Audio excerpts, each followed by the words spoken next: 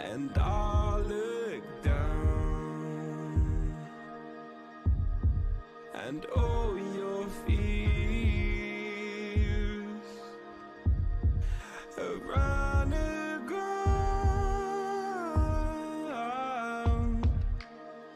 Then you said, all I ever wanted was to love like this. All I ever needed was to feel like something more than a closed door flat on the floor. I can offer so much more. All I ever wanted was to feel at ease. All I ever needed was to get up off my feet.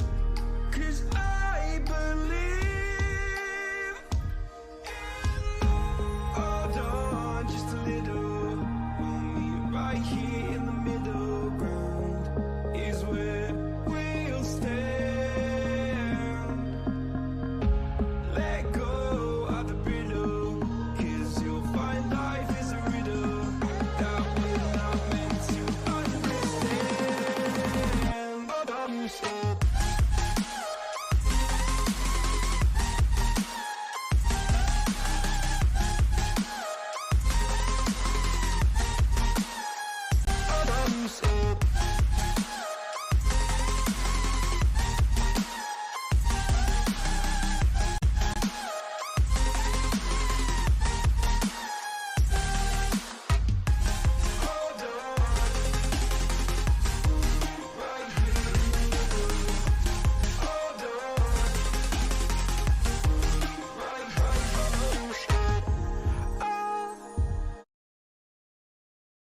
Hello, ladies and gentlemen, and a very warm welcome to World League Esports. My name is Olympus, and it is my honor and absolute pleasure to be welcoming you to your new home of esports. This is it.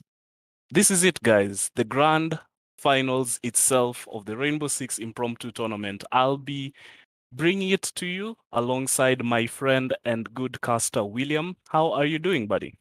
I'm fantastic, dude. I'm doing great, man. And it's going to be a crack of a game today. Out of all the teams that have competed, it's come down to these two giants, dude. VYBN Esports and DNMK, also known as Dynamic, in a best of 5. Olympus, I'm flipping ready to get this going. And if these two teams bring their A games, then we might see a lot of maps today. And what are those maps, dude?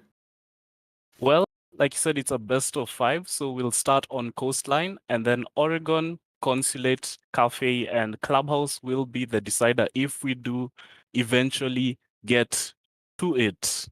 This tournament has been here for 3 weeks. We started with 8 teams, dozens of matches, thousands upon thousands of hours invested by each of these players into the game. And it culminates here this evening, ladies and gentlemen, with this best of 5. Before we get into the swing of things, William, let's talk a little bit about these two teams, because these are giants. These are titans in the South African scene, and we'll start off with VYBN Esports.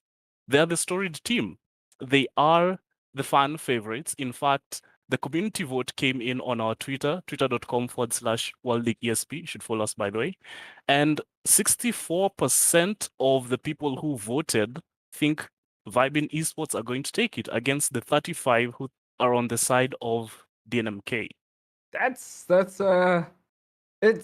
close, but still in favor of VYBN, I guess. And yeah, they have been playing well this tournament. I think they haven't lost the game, or have they lost one in the To group say stages? they have been playing well is an understatement. They haven't dropped a single map, William. Not even one. Anything. And as for DNMK, though, they've also been bringing the heat, eliminating teams left, right, and center, and taking it to the top. And now it's come down to these two. So what me and Justin usually do is pick which team we're going to be rooting for, just in secret, just on the side. So I don't know, who are you expecting to take this, if you have any predictions? I was preparing for this matchup, and I really could not come up with a solid way to predict who is going to win. Because, like we said, VYBN, they are the strong team. They have not lost in this tournament so far. DNMK are hot on their heels. That's why they've made it this far. They dropped only one map, and that was to Bravado. So it's quite difficult to say who's going to be the better of these two teams. And I'll default to my answer when we have teams that are this evenly matched. It's going to come down to who steps up today. But more specifically, to answer your question, I feel like DNMK have the edge. And this is because they have arguably VYBN. VYBN's gonna have the edge, excuse me, because they have arguably the best player that the South African scene has ever seen in Corsa. This man, when he was on his former team 80K, he was just leading his team to victories back to back to back. They won the MSI Brawl Cup, they won the 80K Rainbow Six Summer Cup, they won the Meraki Major, and then when they switched to VYBN, they won the Rogue Invitational 3. They have a lot going for them. They have a lot of trophies to back up their name. So I feel like they're going to have the edge. True indeed. I mean, both of these teams, I feel like they are very structured in their attacks and defense. And VYBN Esports, I think, as you say, has the edge. But I think that edge comes from a lot of clutch potential from them. They have a lot of players like Figure and Corsa and Dropshot with those clutches and those flanks, especially from Dropshot as well. He's always pulling off flanks that are left unchecked by other teams. So they have the edge in that. And then DNMK, they also have a very, very specifically structured, streamlined type of gameplay where strats is the way to go. And whenever they deviate from those strats a little bit, I feel like sometimes they might get like tripped up a little bit, but most of the time they are able to come up with things on the fly. But it always comes down to that base, the base of the strat that they came up with. So it'll be interesting to see these two teams battle it out and like which strat comes out on top and what team has to sort of deviate from their strats a little bit just to trip up the other team, or are they just going to stick to what they know and stick to what they do best and let that come out on top. But all the players are ready in the lobby, Olympus. Guns are drawn, the clips are ready, and let's get ready for these matches. Hope everybody has their popcorn ready and their drinks, and let's see which players are going to be benched in terms of operators. Is it going to be the usual suspects, or are we going to see some unique bans or target bans or any of a sort? This is the moment you've all been waiting for, ladies and gentlemen. It all comes down to this. We could have analyzed and speculated and predicted all night long, but the proof of the pudding is in actually eating it. So let's get right underway, as you said, William. Starting things off on Coastline, and I love to see this map in our tournament. This is the first time that we'll be seeing it, if I'm not entirely mistaken, because it got that little rework, some touches here and there to spruce up the way the map was set up. And I feel like it changes things, because previously this wasn't a map where Hard Breach was all that, but now that that wall in VIP is now breachable instead of there being a huge window, might change things up a little bit for how the penthouse site, which historically has been one of the weaker ones, plays out. Yeah, I've seen a couple of teams kind of trying out the whole penthouse vibes and holding VIP, and it's presented itself to be like a couple of opportunities, but there's still some time to figure that one out. Right now, as we see, the bans are Thatcher Line Valkyrie and Wamai Valkyrie for those outside cameras mainly, and for a bunch of runouts. But the Wamai ban instead of a Jaeger. I don't know. Is it because of the impacts, or I mean, Jaeger does have barbed wire, which is very useful. So I'm dying to see what's the cause for the Wamai ban. Because Wamai doesn't actually destroy utility; it just redirects it. It's difficult to read exactly into the bans here, especially on that Wamai and Lion one. But maybe they are coming from a wealth of in-depth analysis from both of the coaches and IGLs from both of these teams. We'll be starting things off on a standard site that we're used to seeing, kitchen and service entrance, which is also another part of the map that got a little bit of a change. I'm sure all gamers rejoice that the rails are gone. Rails in a game have never been a source of happiness. Usually they're a source of frustration. So that makes things just a little bit easier there. The door also has been moved forward. And I think the way the bomb site itself works, you can't just walk in with a Monty and plant right on the door, right, William? Yeah, no more Monty and Ying rushes and quick plants onto the door and leaving it as it is. So this time you have to walk deeper into sight, into that service entrance part area, and then plant in there. And as we can see, the setup has gone all the way up to penthouse as well. So they're going to be waiting for anyone to jumping down into hatch or pushing into VIP to try and take that top side. And as we all know, the best way, or one of the best ways to take kitchen is to take up top and shuffle the defenders around by eliminating those floorboards from above. A little bit of contention here from Kaiko and two others from DNMK side of things. So he's just going to pre-fire a little bit and then back. Oh, that's unfortunately placed C4. Does a little bit of damage to the man who placed it himself, actually. Kaiko decides to run away and leaves Sandals instead here in security. Not entirely sure if his purpose is to get kills right now or to just waste some time, because it seems for the most part that DNMK are choosing to ignore him. I mean, they do have the Jackal on James to try and do some hunting, but it's biting them in the back here as Edward was caught off guard by that MP5. Edward off the board, including Mario. First blood has been drawn, and DNMK are falling like flies. Only 1 minute 47 seconds left, and Leventus and Dan the Man are left to do the cleanup work. But Dan the Man bites the dust, including Leventus in that endeavor. And that's a quick round from VYBN Esports, taking a first round for this best of 5. It is a quick round, and it is a flawless round indeed. Not really too much to say there, not much to analyze, except for the fact that the Rome game, you were saying, was it Drop? No, it was Sandals who was on Melusi last time. This time it's Dr. Dropshot on Melusi. You're saying how he's able to just like flank people and run around, and we kind of saw that in Office, and that's all it really came down to. On the side of DNMK, they did struggle with I guess finding the shots and finding their refrags because they didn't get a single kill. But I'm not going to analyze too much. It's just the first round.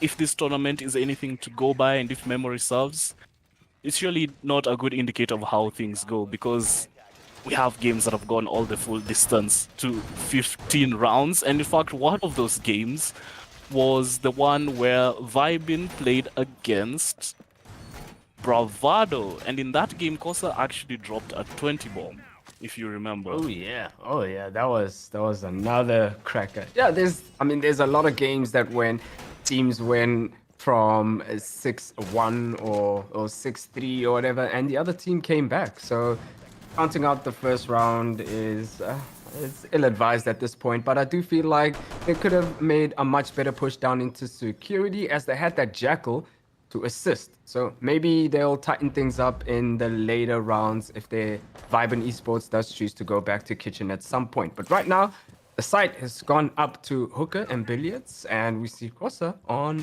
the Kaid, roaming Kaid, and he's going to be met by more DNMK players in office. Actually, he's going to be met by 3 DNMK players in office, and they're going to be trying to remove him if he does so choose to stay there. But if prediction serves it well, he's probably going to just take a couple of drones, waste time, and then fall back. That's miss. Some drones there, happens to the best of us, but no harm done. As long as you're able to fall back and safe and play for a later round, that works well. Sandals draws first blood in this round, eliminating James from DNMK. That is the Jackal off the board. And right now, the commotion is happening in Office and Blue Bar, so that is one area that they're going to try and get hold of. Seems like they're going to be trying to do a bottom to top take. Dan the Man eliminating Kaiko's head and taking him off the board, while Kosa takes a couple of rounds to his body and gets inflicted with a little bit of damage. And there's Leventus working on his 4 boards from below, but he does get eliminated by Figure, and somebody else is downed in the process. Figure is on the tear right now, getting a double kill, eliminating Dan the Man, and Edward answers back onto Figure. So good stuff coming out so far from DNMK. We were saying how their refrag was kind of lacking last round, and it has shown up a little bit as Mario evens things out there with a beautiful shot across that square skyline area of the map. And he gets yet another one, a beautiful flick. Kosa is gone, and the Mario himself is nearly gone. He's on just a leg of HP. Given the fact that he's the last one left, and he's the one also holding the diffuser, it's not going to be too easy for him to win this, unless, of course, he's able to drop shot, Dr. Drop Shot himself, and get maybe a lucky headshot. Well, he's gonna need a lucky headshot because he is one breath away from death right now, but he does need to find that player. 44 seconds left is enough to work with, but Dr. Dropshot says, no, sir, I have more health than you and I can fire as much as I want. And that one breath of bullet does eliminate the DNMK player to end the round and take the second round for VYBN Esports. That was a close one though, Olympus. Absolutely. It came down to a 1v1 there in the end. And eventually it was just the HP advantage that worked in the favor of Dr. Dropshot. So far, so good, except for maybe some of the players not really having woken up. James, Jason, these are players who they really do get on fire. Leventis has been known to drop 15 bombs on the lobby. So we're hoping to see that little, I guess, flank watch game or the frag game improving a little bit. But again, like we said, we're only in round 3. Not too much has really happened for us to call whether these players are missing their shots or anything like that. Yeah.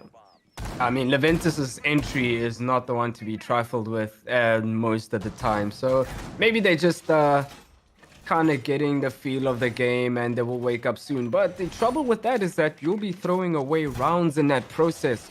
So rather wake up sooner than later. And waking up right now is in bar, as the site has been set up down there. They're not going to be choosing to go to the site that we were discussing earlier. That is the penthouse. But they are going to be extending all the way into kitchen. So we'll see where the take is from here. Now, the thing about a blue bar and sunrise is that there's a multitude of ways of taking it. Either take office, you can take aqua, or you can take hooker. So I want to see where DNMK kind of chooses to push. And so far it's looking like it's office, and they're going to have that Banshee to deal with. A lot of them are kind of stacked up in that area, so it seems like they do want this office no matter what it takes. But Dropshot says, no, you cannot have this office so far, or it does kill somebody else somewhere else. But Corsa eliminates James, and Figure gets a pick of his own onto Leventis, leaving Mario and Edward to do the work. They haven't even entered the building just yet. This is radical right now, as it's down to a 2v5 in favor of VYBN. Just a minute, even less than a minute has really gone in this round, and it's a clutch situation for Edward. And I think he would take this time. You know, he has enough time to sit back with his team and talk to his IGL and to figure out how come our entry is suffering. You know, we said Leventis is good on that entry. When he's on his back, he's completely insane. So what is not really happening right now? The trend that I have noticed is that VYBN will always have someone in office or into that little connector hallway that goes into security, playing around that area. And then DNMK will always attack office. So that head-on collision right now is not working in the favor of DNMK. Yeah. Yeah, as we saw there, he made a tactical timeout on the wall with his bullets. So this is one of those makeshift tech timeouts, and you're just going to be chatting with your team and making sure that you get your ducks in a row or your eggs in a row, because so far it's not looking well for DNMK, especially with Edward having to sit all the way in ruins to just run this timer down. But the thing with VYBN though is, as you said, Olympus, they are defending really well so far. It seems like whenever DNMK enters into some sort of a room or whatever and tries to contest one of the VYBN players, another VYBN player is there to either help out. So it's presenting a lot of problems for them, and they have to all push together into that one area. But I don't know if it's working out so well for them because they get eliminated easy enough. And as we know, Coastline is an attacker-sided map, but right now VYBN is making it a very defender-sided map so far. Yes, indeed. The clock continues to run out for this round, and Edward will just try to get a few easy kills here onto these players who are deciding to run out. But I don't think that's really going to matter in the grand scheme of things, as that time was better spent, figuring out what exactly is going wrong, trying to get rid of those chinks in their armor, and hopefully preventing this from being a whitewashing from VYBN. Once you get that snowball rolling down the mountain, you can very easily develop into an avalanche, and that's not exactly the kind of result that DNMK want to witness. Not at all. There isn't too much to analyze in terms of the setups there on that last round, though I do want to touch on the mirror being brought. I was thinking that bringing a mirror would indicate that the penthouse bomb site is the one that's going to be played, because Mira is like the one operator who's good on every map, and on this map specifically, she would make the penthouse bomb site, even though it's one of the least viable, just a little bit more defendable. So curious to see that they brought her out when they were defending the two bars, and now they'll be going back to kitchen. Get back to kitchen and service, and most of the time, as you said, a mirror is being bought, and sometimes mirror is being bought for this specific site, especially for where we're looking at now in theater. There'll be a mirror on one of those two panels facing the bedroom side of things and bathroom side of things, and then a couple of players will shoot off the ground so that if any Hibana pellets do try to take out that mirror, they can eliminate those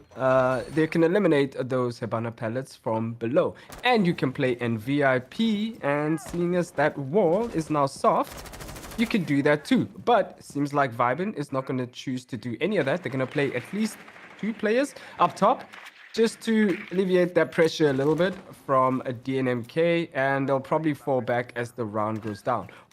If they are able to hold that area, they might choose to do so. As we see a couple of drones all the way there, but somebody gets downed in that process. As Sandals finishes James, and Sandals is on the tear at the moment. But right now, there's a player, 2 players downstairs, and Leventus is on the top, but he takes a couple of HP of himself from one of them. He did down Kosa on the smoke, though, but he doesn't know this as there's no points in this game. Oh, he tries to get the follow-up kill with the skeleton key, but figures just a little bit too quick on the draw there. Mario and Edward, though, they start waking up. We're saying how they're not getting any kills. Right now, they've swung things around into their favor. Kosa is on such low HP. He's trying to rat out right this moment. And Mario, if he's not careful, looks the wrong way. Gets eliminated by Kosa there. Once again, evening things out. There was the man advantage very momentarily there for DNMK, in a bid to recover what was around that was falling away from their hands. And Edward still is trying to live up that dream. Sandals is the last one left alive, tosses out the C4. They're not going to connect just yet. What does connect, though, is Edward's shot onto his head, and that secures DNMK their very first round on Coastline. Yeah, the bad thing about attacking kitchen for DNMK is that they lost kitchen. The good thing about attacking kitchen is that they've attacked kitchen before, so they know what to do this time. And so far, it's looking good for them. They've taken advantage of what happened before. I don't think VYBN changed too much in their strats that way. I think they held the same positions as before. They might have changed a couple of things slightly here and there, but it seems like DNMK didn't know what to do, and they took advantage of that. They took, I think, office primarily. They tried to take hooker and push down into VIP, but they were deterred by, I think it was drop shot, eliminating that jackal on the James. And that didn't work out for that well. I'm corrected, it was Sandals. Nonetheless, they were deterred from taking hooker and VIP, but the push all the way into Sunrise and Blue Bar worked out pretty well. Even though Kosa almost shut that down completely, but DNMK did finally get a round off of that. Right now, the site has moved up back into hooker and billiards. It is a full cycle. And yeah, we'll see what they come up with this time. They're choosing to not touch, go near Penthouse Olympus. Yeah, a little bit unfortunately for me because I was, like we said at the start of the stream, I was looking forward to seeing how that site would be set up, but it seems like VYBN will be going for the more tried and tested stuff. Dr. Dropshot though here, is he going to throw out a C4? He has prepped the barricade and the attackers are aware of this. As you can see, Mario and Edward, I think, are very cautious as to how they're going to approach this. On that previous round, DNMK did well in changing things up a little bit, but I think that was also a response to how VYBN also changed things up.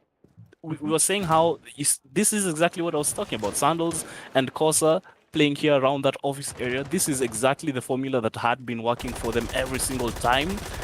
And last round they changed it up. That's, I think, in part what helped DNMK win their first round. This one starts though with Dr. Dropshot being dropped himself. Although, like I said, this formulaic hold here is coming to a head as Dandeman peeks with that LMG. Zofia gets one, gets two. It's now a 5v2. For the first time, we have a secure man advantage in the hands of DNMK. Kaiko and Figure left with Aroni and an SMG-11 between them to try and clean things up here. Yeah, it didn't work out so well for VYBN as they played for death in that office area side. They chose to not fall back at all, but that's because they probably saw a lot of DNMK players trying to push and they thought they could get a pick or two. But that didn't work out as we saw. Kaiko left, Figure left, Habana pellets being destroyed. Man advantage to DNMK, but that man advantage trickles down a little bit with a nice shot onto Dan the Man, leaving it down to a 2v4. 1 minute 19 seconds left. DNMK needs to make something happen. Yeah, flashbangs coming in, and Mario pushing in and almost getting the plant off. Is he's gonna be able to get the plant off? He does manage to do that. So now it's gonna have to be a retake, but that retake is impossible because there is a player onto that double window waiting for the swing out and somebody else waiting in Aqua for anybody trying to run in. And that is another round for DNMK. That was a little badly played by VYBN Esports, especially on that entry from DNMK down in office, playing that office area for so long. Especially seeing how many DNMK players are pushing you. Probably the most wise thing to do would have been to fall back and rather take a gunfight that you're more in control of. Because in that scenario, it seemed like DNMK was more in control. For sure. Now DNMK picking up steam.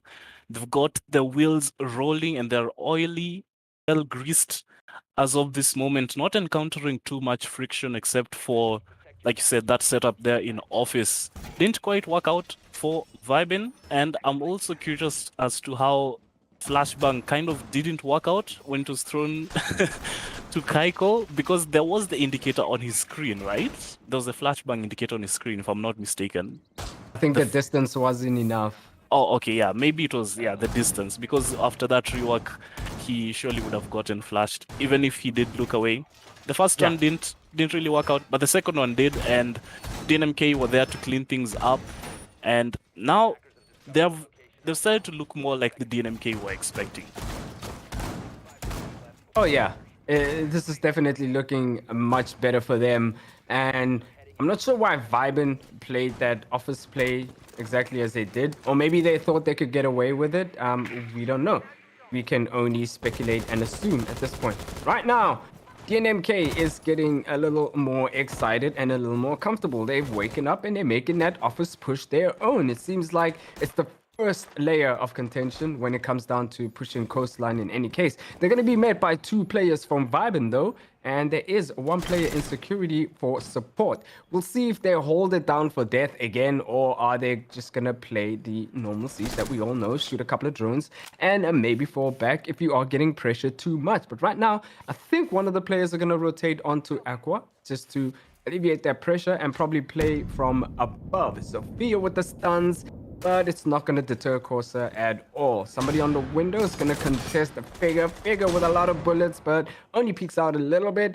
And yeah, this contention right now is a stalemate outside of Aqua entrance and office. They're going to be spending a lot of utility trying to get rid of these 3 players right now. spending a lot of time as well, as a minute and 47 seconds are left on the clock here. Dr. Dropshot is jumping up and down around that desk, trying to find the shots on the player in front of the building itself, but not anything for him just yet. James is the first round fall, though, for DNMK. And you said, William, that I would expect someone to go to Aqua. I think that's where that skeleton key is going off. Full Event is trying to push out the people in office because VYBN are holding on to that side of the map with their dear lives. They're not letting it up. DNMK, on the other hand, have been fighting tooth and nail to try and get some ingress into this map. They've just been left right now with Mario and Dan the Man. They have a minute between them to make something work, which is not entirely undoable for them. But if Dr. Dropshot has something to say about it, it's not going to be the easiest thing in the world.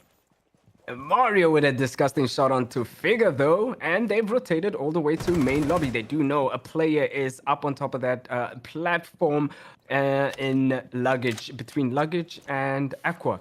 Right now, Mario's trying to get into kitchen. I don't know why they're trying to pivot all the way around. And maybe it's because of that mirror facing the office side of things. It's going to make it slightly impossible to get into a blue bar and get a plant off there. Then the man is going to make his position announced by the Wop-Wops there. And he's going to get a shotgun to the back of the neck by Sandals. Not checking your corners at all, and there he falls, and Mario with a sliver of health left, but that's not enough as Kaiko finishes the job to get another round for VYBN Esports. Oh, what a shot. I don't think you get to see many long-range engagements, especially with the Vector. It's a good weapon, for sure, but the damage does start to drop off a little bit, and that unwieldy fire rate also becomes just a little bit challenging to manage at long distances. Of course, that's not really quite a problem for the players who are at this level of competition. Yeah, I mean, so, you don't have to worry about much when there's 1,000 bullets headed your way. Yeah, good stuff. Good stuff coming out from both of these teams. We're going to the double bar bomb site for the fast defense for DNMK, and I'm so curious, William, as to why so many gunfights were coming down to that office side of the map. Well, office is, you get hold of office, then you are able to breach that wall that's facing into a blue bar. And it makes it easier for you to challenge Couch in Sunrise, right? And it makes it easier for you to challenge the door of blue bar from mud room or mud area or jungle from kitchen. So taking care of office, you're able to contest anyone from Sunrise and anyone from security. And comfortably of that, there's enough cover in office for you to contest the defenders. And that's why I think VYBN Esports doesn't want to let DNMK get hold of office. The only downside to that, though, is while that is happening, there's a lot that DNMK can do, like go up into Aqua and flush them out that way. It's just that they took a little bit of time to do so, and there was a bit of a stalemate there while they were trying to make a decision. And pivoting all the way around to kitchen again, I don't know. I feel like they could have dealt with that mirror much better way, especially for the fact that they got hold of Aqua. Maybe they could have pushed into Hookah and gotten rid of that mirror easily. But nonetheless, hindsight is 2020. We'll see if they get into that position again. Maybe they'll know what to do. But right now, as you said, Olympus down to blue bar and Sunrise as first defense for DNMK. And VYBN is taking a different approach right now. They are pushing Sunrise entrance directly. Oh, and they're doing things quite speedily, if I do say so. Less than a minute has gone off the clock, and they're making some good progress with that Hibana X Kairos and this control that they're trying to establish in Billiards. The first body to meet the floor is going to be Kosa, courtesy of James, former teammates going up against each other. This lineup already from both teams is so different from what we've seen in the past. The Vent is trying to find a head through the wall, is not able to, but gets the peek onto Kaiko there and then falls back to VIP. He's dancing around them right this instant. He's trying to get a double, but Dr. Dropshot is there to shut those dreams off in his sleep. I was going to say, William, that already the operator lineups from both of these teams right now that we've switched halves is different from what we saw before. I think we haven't seen an Alibi before. We haven't seen an Yana before either. Yeah, Yana is a staple pick, especially in Coastline. She's a fragger. She's got grenades. She's got that gun 6. I mean, she can almost do it all if that gun 6 is used properly. Starters, you have to clear those ADSs if you want to get to use that gun 6. But right now, it's like VYBN has not made any progress at all, as DNMK was able to hold back, especially down in VIP and hooker side of things. VYBN seemed like they did get hold of hooker and billiards, but Leventus had a lot to say about that, and I think he was helped by Edward upstairs. Oh, absolutely. And the fact that James also got the opening kill onto Kosa changed things up. My word, what a swing from Sandals. He gets the headshot onto Dan. The man, he attempts to go back up the hooker stairs, looking for this alibi. He actually finds the headshot onto Edward. My word, he's landing his shots today, but I don't think that's going to matter so much as he's on such low HP. A single bullet from either of these two players who are still left alive will claim his life, and actually Mario is there on his Maestro camera to seal the deal. Well played there by DNMK, and it seemed like it was going to be a comeback on that round, but with just 16 seconds left and staring at the barrels of two DNMK players, it's not going to be an easy feat at all. And right now, the score is 3-4 in favor of a VYBN. So DNMK are catching up. Seems like they made the right choice, and all they needed to do was win 2 rounds on a defense. But I feel like, on attack, I feel like they could have won a bit more. But we'll see how they do in defense. It seems to be a defender-sided match so far in a very attacker-sided map. I wonder why that is. We'll get to find out soon enough as we continue to analyze on the fly how these two teams are playing against each other. We'll be going once again to Kitchen. So far, this site has been played 4 times in this match. 2 times on DNMK's half, 2 times on VYBN's half. The adaptation and the difference in setups is always what I like to see from these two teams. So, again, there's that alibi being brought out from Edward. Also another really great operator. She has the MX4 Storm, one of the lowest, arguably, recoil guns in the game. She can bring the shield. She has the bailiff. Of course, the holograms, just with that little bit of intel when you shoot them, and also the confusion it provides in the attacker's minds. She's a really good operator, in short. That's what I'm trying to say. So where those prisoners will be located is, of course, something that I'm expecting to see maybe behind a shield. On the side of VYBN, though, there's a Finker. How often do we see a Finker? And is she running the spear or is she running the LMG? That's the question.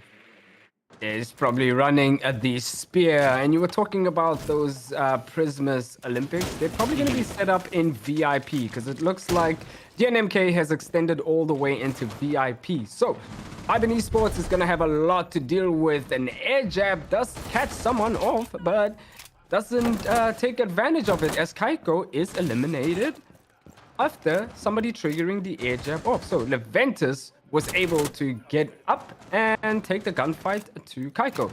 Right now, he's gonna fall back, and as he does so, doing it very, very interestingly and very good.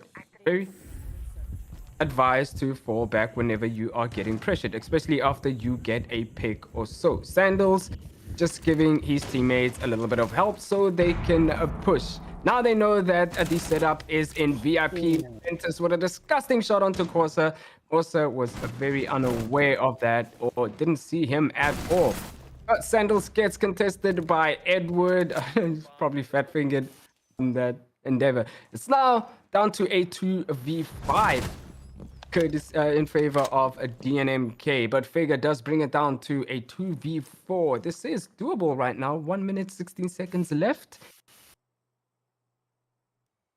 So a lot of these rounds have been ending with a lot of time on the clock, which I guess is par for the course for Coastline. We do say a lot how this is a map that tends to play more towards the frag-heavy game, and these two teams are showing us the different ways of achieving that. For VYBN, it was a lot of contention in office where Figure is right now. For DNMK on their roams though, they are just running around the entire map. James Leventis, sorry, are doing the most, getting kills left, right, and center, backing away, running off, stuff like that. So the adaptations, the different playstyles, that's what I was talking about. Here we see Edward, he's in Aqua, he picks down the hatch and gets Figure, who was the last one left alive. And another round for DNMK. Like we said, catching up, picking up steam, and now 4 apiece.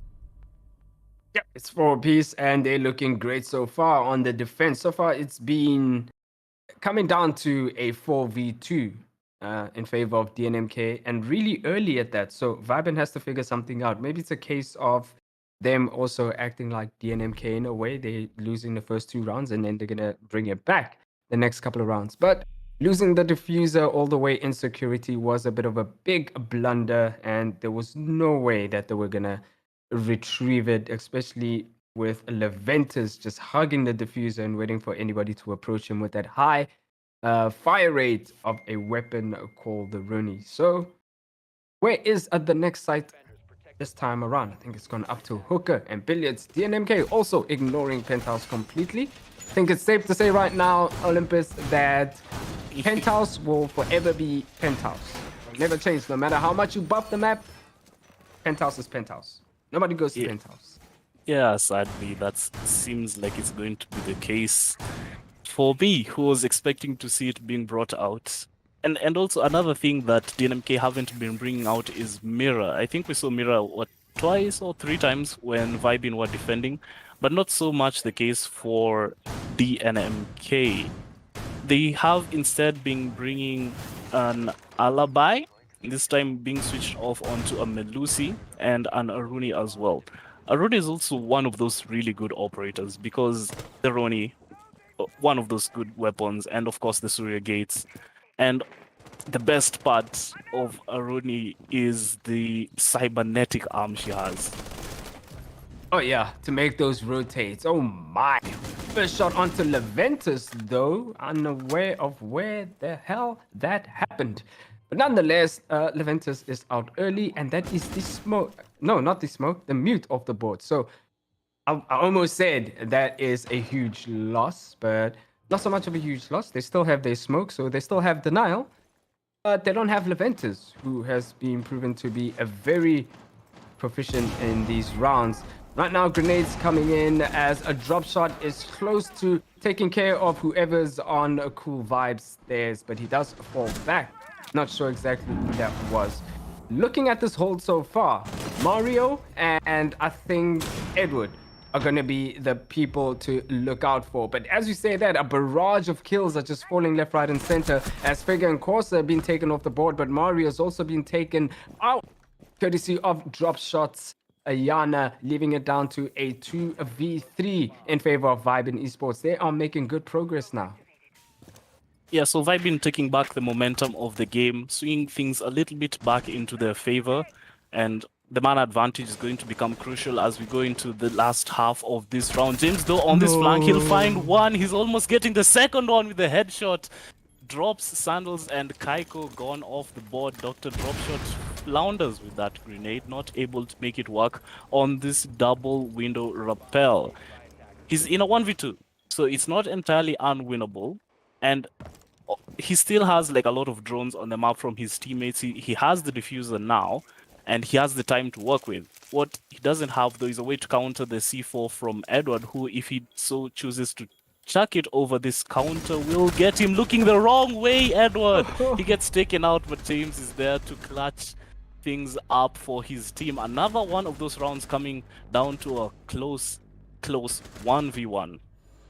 Yeah, that was a close call there by both teams, actually. VYBN missing that player who just clutched that round, especially tucked away in that luggage hallway and haven't checked. No drones to even call it out.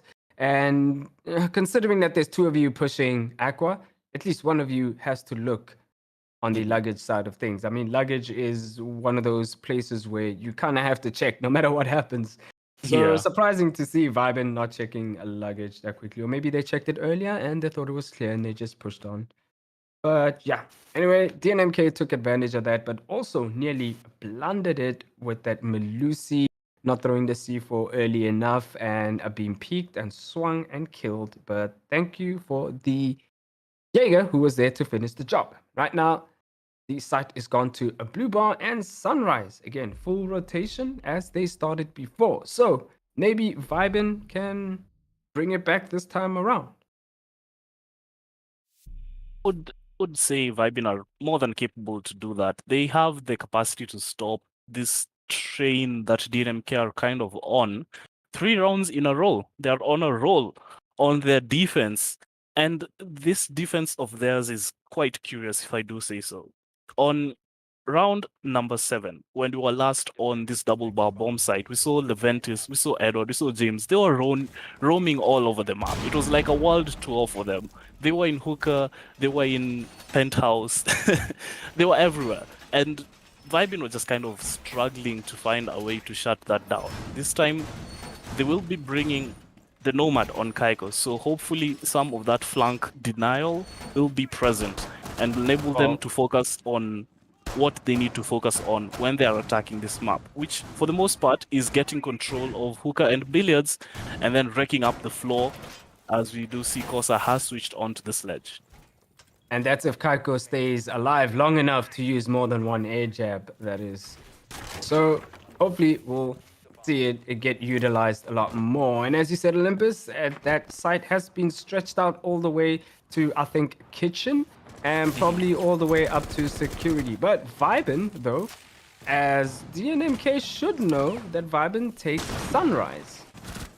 So maybe playing one player in sunrise may not be enough, because if VYBN just floods the site, which is what it looks like they're trying to do right now, flashbangs coming in and trying to clear those ADSs, and that's going to give a DNMK a chance to pivot back though. Now we're going to see a player going up to hookah to try and deter anybody from playing safely in sunrise. Grenades coming in but not finding anybody at all. So now VYBN has lost the momentum onto taking that sunrise area. So that gives a DNMK a chance to sort of breathe and hold whatever positions they so need to. So far, the contention is going to be up in hookah. They're going to need to get rid of that Rooney on the Leventis. And as you said, that mechanical arm, that bio arm is going to be helpful, making lines of sight from where he chooses to peek from. Grenade comes in, but doesn't find him. But a couple of shots do hurt him a little bit. So he's going to fall back and let him have hookah. So now, DNMK is going to have a trouble to deal with from above. Right, that's the case. Exactly, as we do see Dr. Dropshot is set up here on the top of Cool Vibe stairs. We had one of those air jabs going out, and Leventis is finally found. He had been a bit too anxious running around the map. He's shut down for now. Mario, though, is on the bottom of the Cool Vibes, and he's holding a very tight angle, which Dr. Dropshot, if he's not expecting, will fall. He actually pushes out. Dr. Dropshot hears him, but he decides to fall away. On the other hand of the map, James here is on a deep roam inside VIP. If anyone crosses that hallway, he's going to be meeting a very, very sad demise.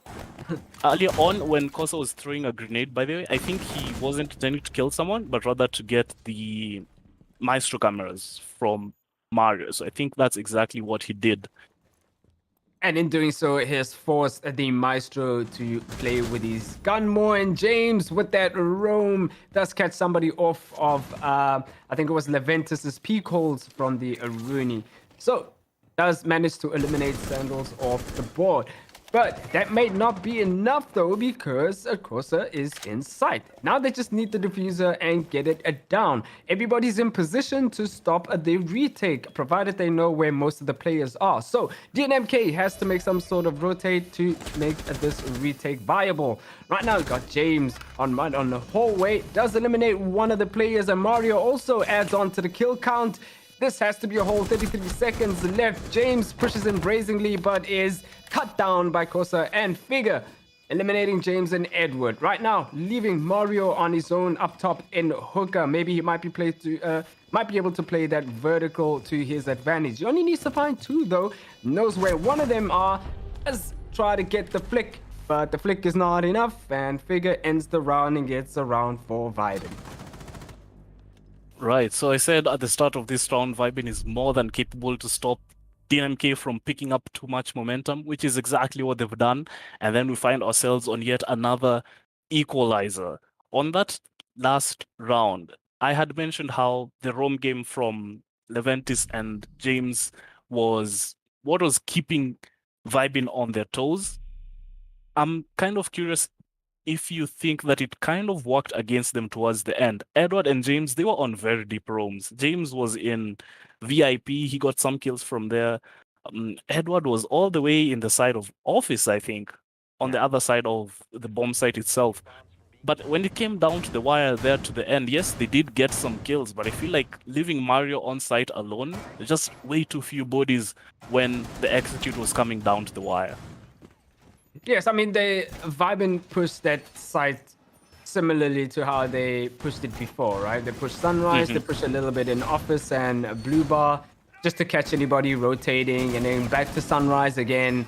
So leaving one player in Sunrise, maybe a little bit ill-advised, but they did get enough time to sort of reposition and notice that VYBN is taking Sunrise. And yeah, like you said, it just didn't work out when they tried to come back.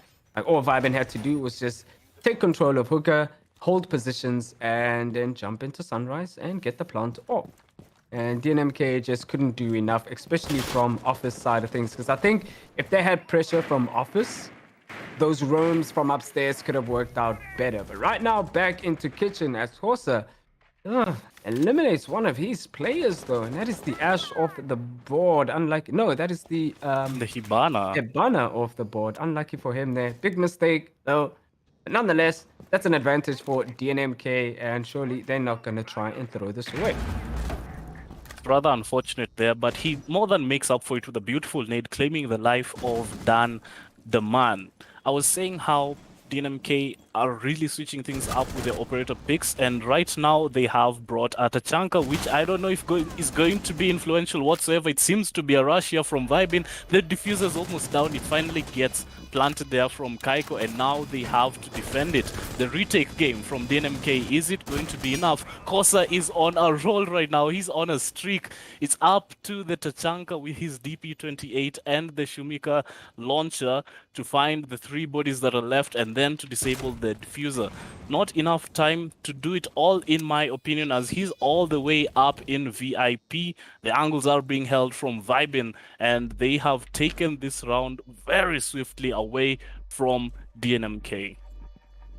Yeah, this time it's over, and a shot from Sandals to finish it up. Yep, they were caught off guard. DNMK there with a couple of players spread out too far, and Kosa just made his way into sight.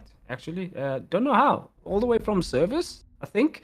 And of course, he had support, and yeah, DNMK just couldn't come back quick enough. And VYBN keeps doing this time and time again. We've seen it in Sunrise and Blue Bar, and I think we almost saw it in the first round of Kitchen and Service. The first time DNMK went to Kitchen and Service, VYBN almost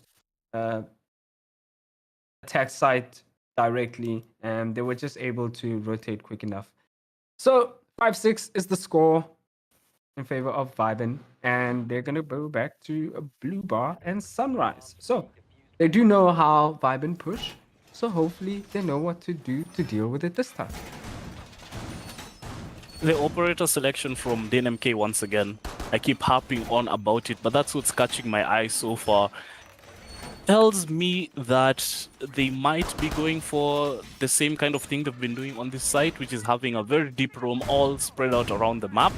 Didn't really kind of work out for them when it came to the execute phase the last time they were on this map. So maybe they're going to change things up a little bit. For the most part, though, I think we're going to see what we witnessed with Leventis playing on top of Cool Vibes with his peak holes into Hookah, and the rest of his team just trying to play the exact positions they have been playing. Though Edward here with the alibi in Office, This is different. We haven't seen this kind of office hold from DNMK as much as we saw it from VYBN. So maybe this is the little X factor that they need to prevent VYBN from going away with the fast map in this best of 5. A peek there from the Ash of Sandals nets him a kill or a death, as he's not going to be influencing this round anymore. Yep, and Edward falls back a little bit, but Corsa is above Edward at this point in time. If Sound does play a huge sum, but somebody is gonna spot Leventus unaware of Corsa's whereabouts. And it is now a 4v4 man count in this match point side of things. They're taking really slow now, VYBN, trying to eliminate these roamers one at a time. So far, it's working out well, except for Sandals being eliminated early. And right now, James is going to keep hold of the office side of things, and Edward's going to keep hold of the security side of things.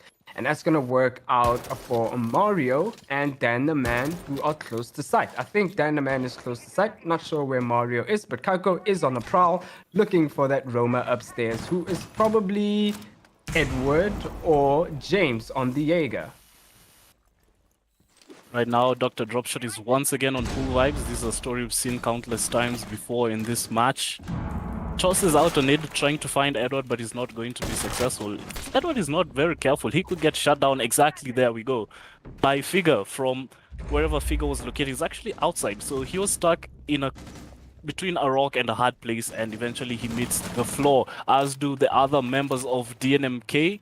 James and Danderman are the ones who are left to hold the fort against the siege, the storm, the collapse that is VYBN. And it starts with Danderman getting the first kill onto Dr. Dropshot. In this situation, you kind of have to play a little bit aggressive here to bring back the advantage. And that's what we see Danderman doing here on Cool Vibe stairs with that shotgun. He's fallen back into sight though. James is on the other side. He's on blue bar. So split your players as best as you possibly can, because I don't think there's going to be much of a refra game capable here. VYBN is the one who are on a man advantage. They have most of their attention set on office though. James now will have to start putting in his work, showing us why he's on this team, making magic happen here as he's looking into this hole that has been opened by the Hibana. He gets a few kills, a few shots into Kaiko, gets the kill onto Figure, and Kaiko himself, before he is done down, it's up to Dan the Man against Kosa. 1v1. Does it get any closer than this, William? No, it doesn't. Almost down to the wire as Dan the Man finishes it off. Really close. Almost thought VYBN had it, but good positioning there from James, as you noted. And he was able to get the two players from a VYBN side of things. And I think that was the winning move from James to eliminate that execute that was going to happen down from office into blue bar. Not sure why nobody droned him or nobody pushed the window side of things, but nonetheless, good positioning from DNMK. And they managed to clutch that round out to make it a 6-6 scoreline. It's now overtime with VYBN taking hookah and billiards room to defend first. I mean, you could make the argument that there wasn't enough time to do as much drawing as you possibly need when you have, was it like 30 seconds or 25 seconds, something like that left to find two players and then to also plant the diffuser. So you have a Yana.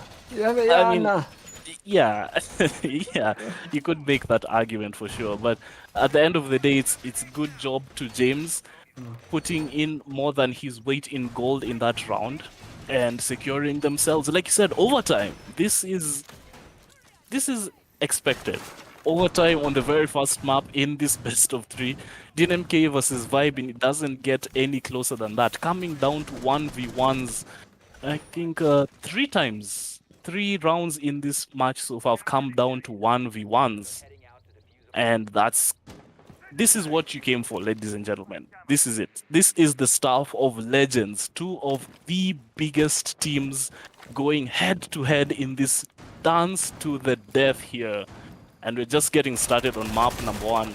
The second one will be Oregon. But before we get there, we have to get through this OT. Yep, and this OT is being played well there by Corsa, getting a pick onto James. And I think Sandals also playing this situation a bit more carefully this time. Not playing Office for death, and it's working out well for them. But Leventus eagerly pushes into Office, and he knows that Jaeger's fallen back a little bit, but he is going to wait for the peak. Jaeger says, nope, not touching that with a 10-foot ball and running away up to White Stairs. But Dropshot is going to be waiting there in the lobby side of things. But seems like the push is still happening in Office time and time again. And it seems like a lot of DNMK's players are pushing up there. So far, they have Office control. They just need to get hold of Aqua. And maybe they're going to be doing it from below. Yeah, that's going to be happening with that skeleton key from Leventis. Edward and Mario, though, are the ones who will be going headfirst into Aqua itself. Of course, the site being billiards, they're going to have to be quite careful to find any sort of sneaky roamers who may be ratting in luggage. As you do see Dr. Dropshot here on the south stairs, taking some pop shots and then running away once again. So far, action has come out relatively slowly for this matchup, as we have a minute and 20 to go. 9 players still left in the server, but if we look at the HP on the side of VYBN, it's not looking all the best. It looks even a little bit worse as Edward gets the kill onto Figure Corsa. Perhaps the window gets kill onto Edward, who was the one who had gotten the kill just before that. So it's a back and forth right now. Sandals, Corsa, and Kaiko have like 110 HP between them. It's not looking too good for them. But neither is it looking too good for DNMK as it's coming down to the wire. 48 seconds left. The plan starts to go down. Dr. Dropshot is the one to stop things with a kill onto Leventis before Dandeman is eliminated by Sandals. Mario and Dandeman are down. It's a 3v0 there for VYBN to get their very first round in this overtime. And well played by VYBN Esports on that defense. It almost seemed like DNMK was going to bring it back, especially getting the diffuser down, but the cover wasn't good enough or didn't work out well as the 2 players were eliminated and it was over. And it looks like we're going for a timeout. Yes. Mm-hmm. So in those matches, or in those rounds, Olympus, let me see. I think Hooker and Billiards was won, yes, on defense by VYBN. I don't think they've lost a Hooker in Billiards till round 5. Exactly right. Yeah. Yep.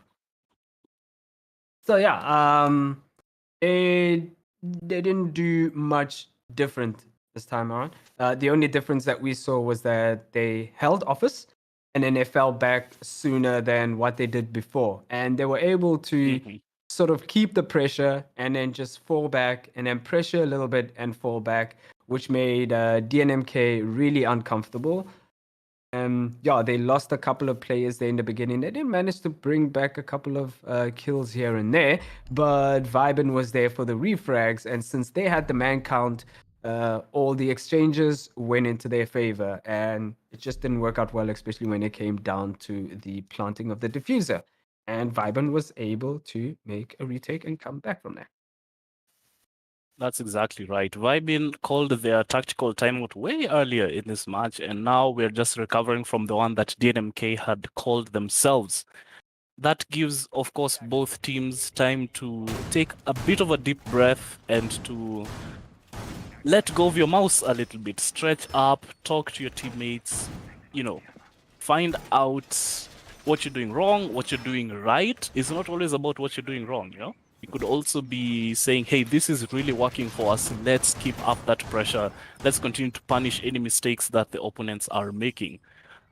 Right now, I don't think I would be comfortable in saying that either of these teams is making really any mistake, because let's just look back at that last round, William. The plant, yes, it did come down from was it Mario who's playing the Hibana? The Hibana. And you could say that the cover was like kind of questionable, but then again, we saw how that went. Yeah, he has to cover no matter which way it falls. So it didn't work out, yeah. And it's not a bad play at all. He just has to cover, that's it. And it's just the man count wasn't in their favor. That it just came down to that. So Yep, right now James is going to be spotted in Sunrise, and he's going to be contested from Kitchen. Narrowly makes it with his life. He's only left with about 5 HP or even less. Now, that is a lot of damage put onto him, but Dropshot also took a little bit of damage, not sure from where. Looking like this take is going to be all the way in VIP. Looking like they're trying to take Penthouse. And if they do so, and if they do manage to take Penthouse, that's going to be a massive problem for DNMK. Because now that rotation from luggage and that rotation upstairs is going to be way difficult, especially if VYBN pushes into that hallway and manages to push all the players into hookah. It's going to become a kill box very soon. Absolutely. Edward here on the roam game. I was just about to mention how Edward and James on their roams have been putting a what's the word? Wrench in the works for VYBN's attacks, and that's exactly what he does as he peeks, gets the first kill onto Corsa here in Theater. On the doorway into Penthouse, will he find one? He actually gets a long shot all the way onto the one in Hall of Fame hallway. He almost gets a kill onto his teammate who's come to the rescue, but he seems more than capable to get the double kill he needs. Sandoz is gone off the board. But Kaiko answers back with a kill onto Dan the Man to almost equalize things, and Kaiko's on the tear as well, eliminating Edward. It's not down to 3v3, well, it's technically a 2v2 with 2 players from DNMK and VYBN down to low HP, especially James. Right now, the take is a James in billiards. And I think Mario, no, not Mario, Leventus is also in billiards, holding at that take, that aqua take. It's going to be difficult, especially if not for Kaiko eliminating James. Now they have to deal with the player playing really close on bomb, and he gets the shot onto Kaiko. It's now a 2v2, but Ayana's dropped down. It's a 1v2 now, but it's a 1v1 technically, and Leventus gets a shot onto Drop Shot, finishing it off, and they finally get a round again on this overtime, evening things out, and we're going out to round 15, ladies and gentlemen. Oh my word. My heart was in my mouth those last few seconds of that round. It could really have gone either way. How many times will you say it? It's coming down to a 1v1 in this matchup, and that just tells you all you really need to know about how close it's getting. I mean, we're on round 15. And it's just the first map, William. We're going to be here for, I think, the whole night. Oh, yeah. Get your coffees ready and your Red Bulls and whatever it is. Keep them next to you because we might be here for a while, as Olympus said. So now we're going to kitchen and service. Any difference in lineup? I think not. I caught a glimpse of it. I think for the most part, both teams are sticking to operators they have been bringing the entire map, except for Kaiko onto the Mozzie. I'm not entirely sure if it's more for like information denial, because those pests, they really are a pest when you're attacking. They're very annoying to try and jump over, and whether it's that or it's having 2 Ronis on your team is a matter for debate. I don't really know. Yeah, but nonetheless, I think, yeah, VYBN Esports have only one kitchen service on defense once, which was in the beginning. DNMK managed to figure their stuff out and managed to get a couple of wins onto kitchen and service. So this could go either way. We don't know.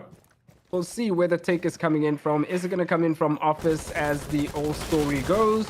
Or are they going to shake things up and take it from elsewhere? If they do so, that means utility placed, or wherever the utility is placed, either has to be rotated if you are able to do so, or your players have to pivot to other positions. But right now, it doesn't seem like that's the case, as Kaiko is being presented with an opportunity and security window.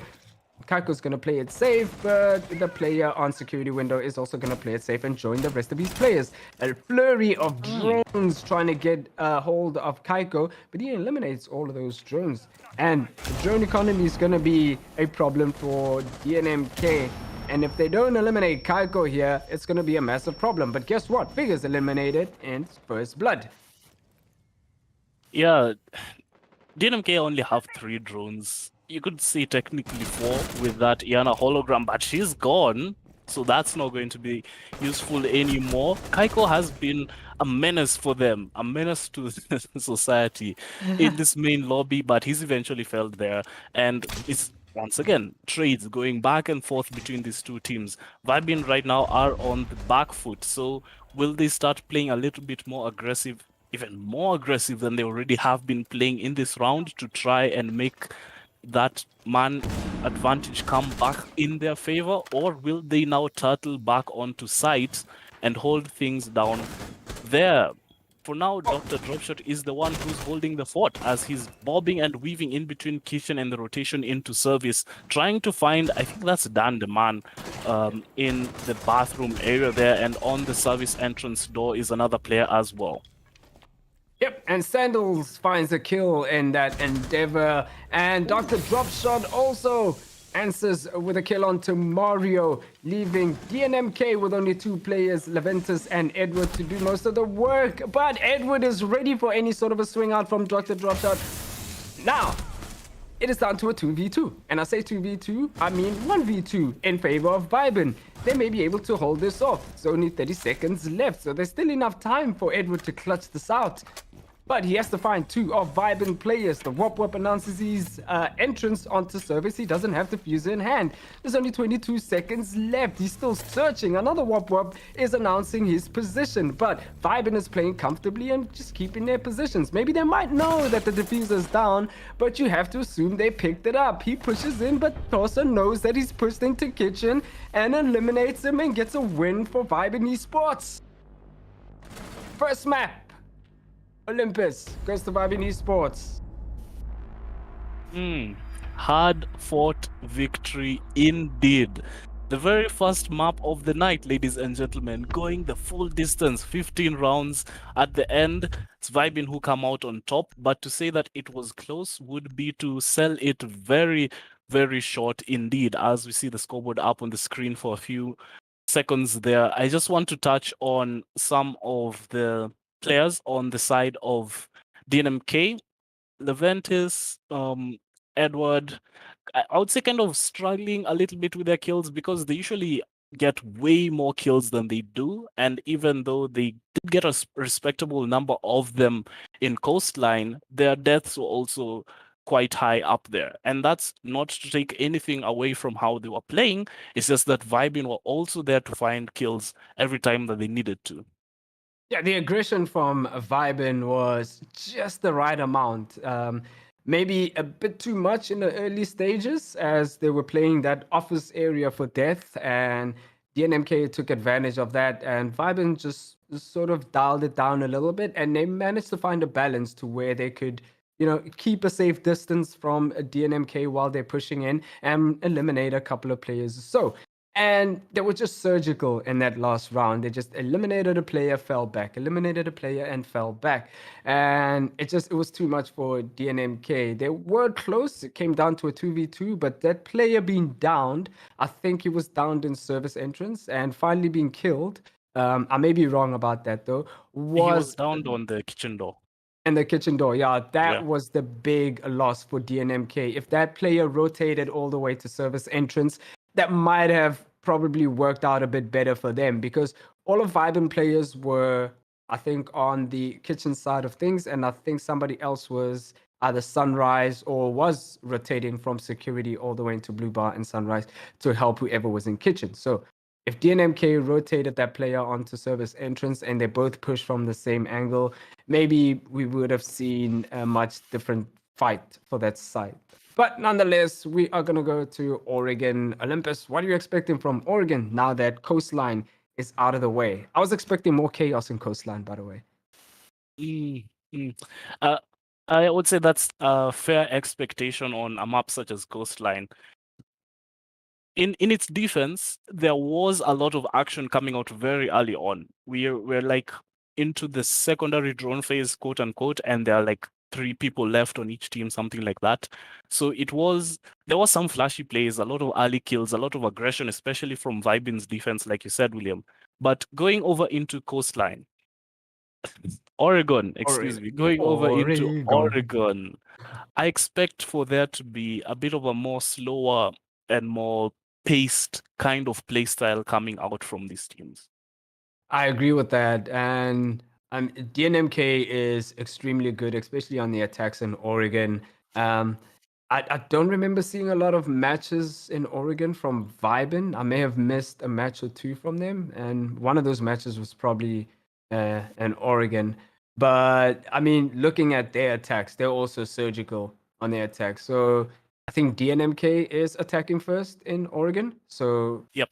VYBN is going to be taking advantage of the defense as we've seen in the first map. So hopefully DNMK can do the same and get way more rounds than they did in Coastline. If all Indeed. the players are ready.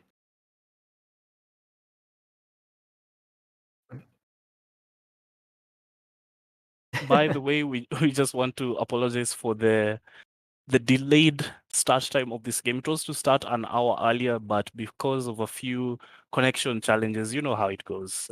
We pushed it forward a little bit just so that we could get everyone back and into the game with, I would say, good ping. Though it did appear to me though that Kosa was kind of lagging a little bit, which I think, yeah, he confirms that he had poor internet. But nonetheless, it's going to be the best you can do. You really work with what you have and you make the best of it. So that's what we'll be doing going forward. I think we'll be going into an intermission.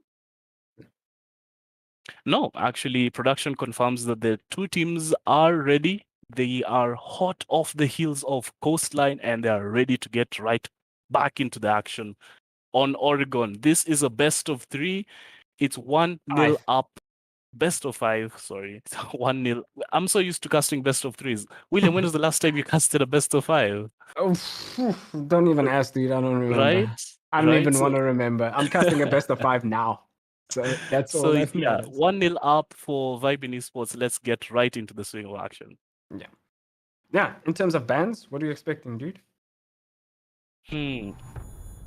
Oregon bans. I would say Jackal is pretty standard on this map. Or actually, maybe we could see a hard breacher because I've seen a Hibana being banned on this map and then Akaid being banned in response to that. Thatcher probably is gonna be banned as always. And that's as far as I can speculate. Maybe a Goyo because his shields on this map, like in Arctic, are a problem, and then a Maestro. How about you? What do you think? I'm getting a strange feeling that a Maverick is going to be banned. When you spoke about a Heart Breacher being banned, do you expecting a Heart Breacher being banned?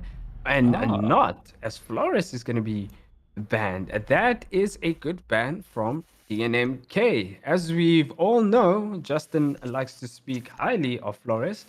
So maybe he knows something we don't know. Maybe there is a VYBN player out there that plays Flores a lot, and they got rid of him. But nonetheless, Flores is very good, especially pushing that player in elbow or making it really uncomfortable for the player down in that elbow in Laundry side. Mirror is also going to be taken off the picture, and Kaid also being shifted and benched. And those are the bans. So really, really cool bans, I think, in my opinion. Indeed.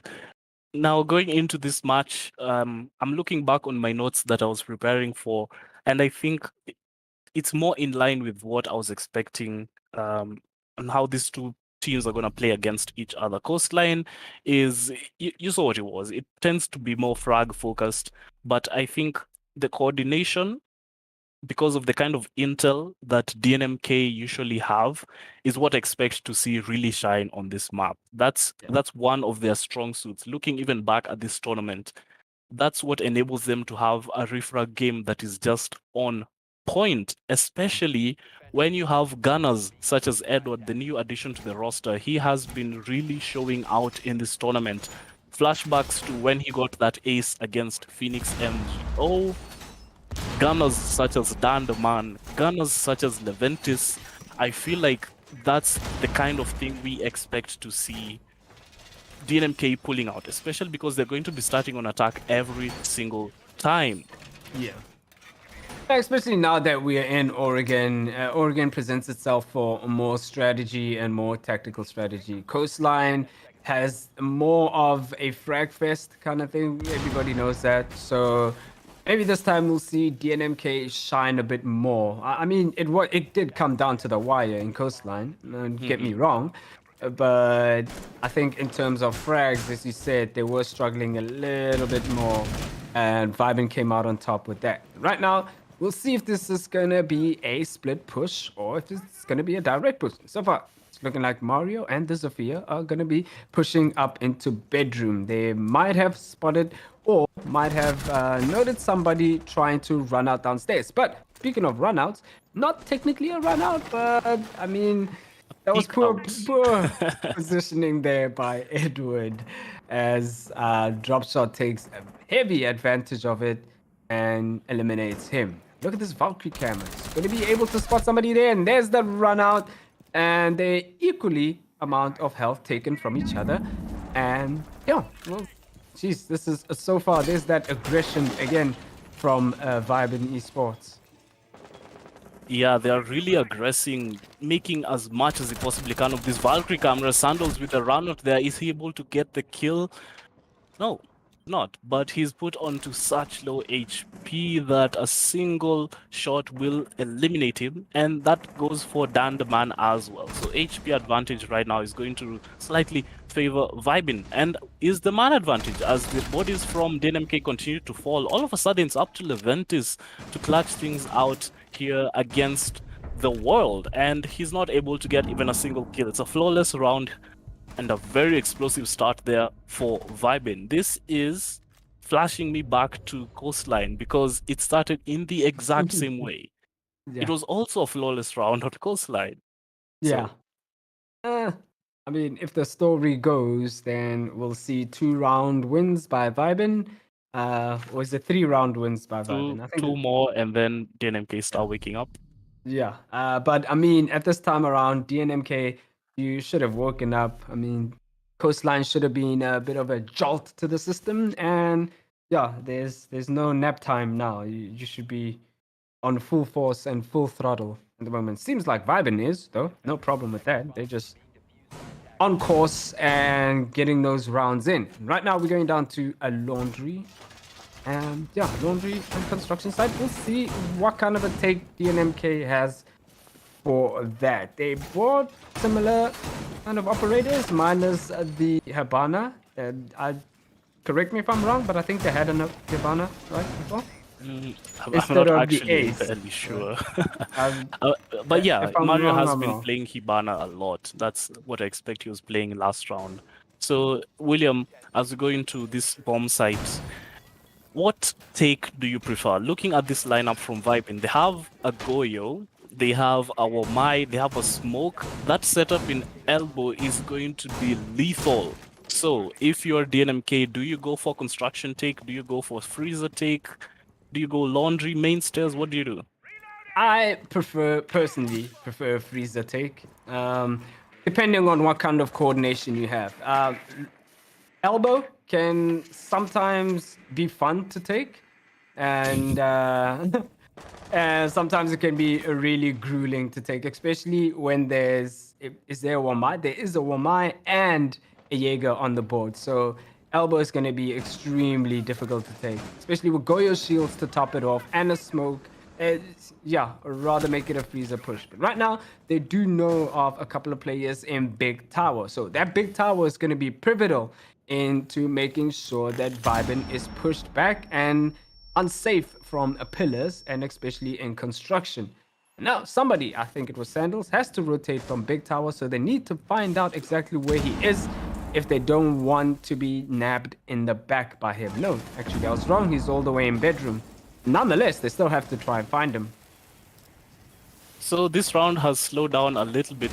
Oh my word! Almost a shot there onto the head of the Maverick, but actually it's Kosa who's on this roam all the way on the kitchen dining side of the map, who finds the kill. Maverick was completely unaware as he was opening the hatch, which is curious to me because this roam game from VYBN, it's nothing new. We've seen it on Coastline, we've seen it before. How come DNMK are suffering a little bit to find these roamers and to have some sort of, whether it's a nomad, whether it's a gridlock, whether it's a jackal, whether it's just someone with a gun holding an angle to stop these roams, these wild roams that are netting them such an early man advantage. And they are. Speaking of those rooms, there's Figure with a kill onto Leventus now. That is a heavy gunner off the board from DNMK. But James has a lot to say about that as he eliminates Kaiko. That is the Wamai. I'm not sure how many magnets he's put up, but there's not going to be any more magnets from them. But nonetheless, they still have a Jaeger on the board, so that might be able to help. And there goes one of the ADSs to clear out one of the Sophia charges. But the elbow, shield, and ADSs are still intact, and Drop Shot does manage to get a kill off of that, but he knows the Sophia is there. He's going to be pushing him aggressively. Shotgun to the face to eliminate him, and Drop Shot gets a kill, and James answers back with a refrag onto Drop Shot. And James is left alone to find two of VYBN players. He's got 15 seconds left, 13 seconds left. He doesn't know that the guy is in elbow, though. He's going to be flanked from Pillar, and there is a crossfire from VYBN Esports, and that crossfire pivotal in this moment in time. If there was a player you wanted to be in that clutch situation, it's James. We were talking at the start of the stream, William, about the clutch potential from these two teams. James, I feel like on the side of DNMK, is one of those players who does well under pressure, which is one of the strong suits of DNMK. They are a team that is not a newcomer to pressure. They're not a stranger to it. They're used to playing in these high tension situations, such as when you're playing in the grand finals, best of 5 of a tournament such as this one. Yeah, and like speaking of that clutch potential, it showed off in Coastline, right? And yeah, DNMK really needs to turn it up in terms of clutches. Whenever they get into those 1vx situations, they almost always go towards VYBN Esports. And whenever VYBN Esports is presented with a 1vx situation, it almost goes to VYBN Esports. So if DNMK is going to end up in those situations, they need to turn the dial up a bit more, or not lose players early on in the game. And it seems like they're losing it from, for lack of better words, a stupid positioning. A player getting eliminated in Big Tower earlier on might be a different site, different round, but you shouldn't be getting eliminated like that. You shouldn't be droning in the middle of the window, so to speak. I mean, he was really in the middle of the window. I agree with you. Also, Edward on the last round getting eliminated by Kosa, who was on the Aruni room. We saw some playful banter between the two teams referencing that. A little bit unfortunate for DNMK. But on the side of VYBN, since I mentioned Kosa, the man, the myth, the legend himself, we're talking about clutch potential, and we saw how beautifully he's able to do that when they were playing against Bravado on this very map. It was a 1v2 post-plant situation.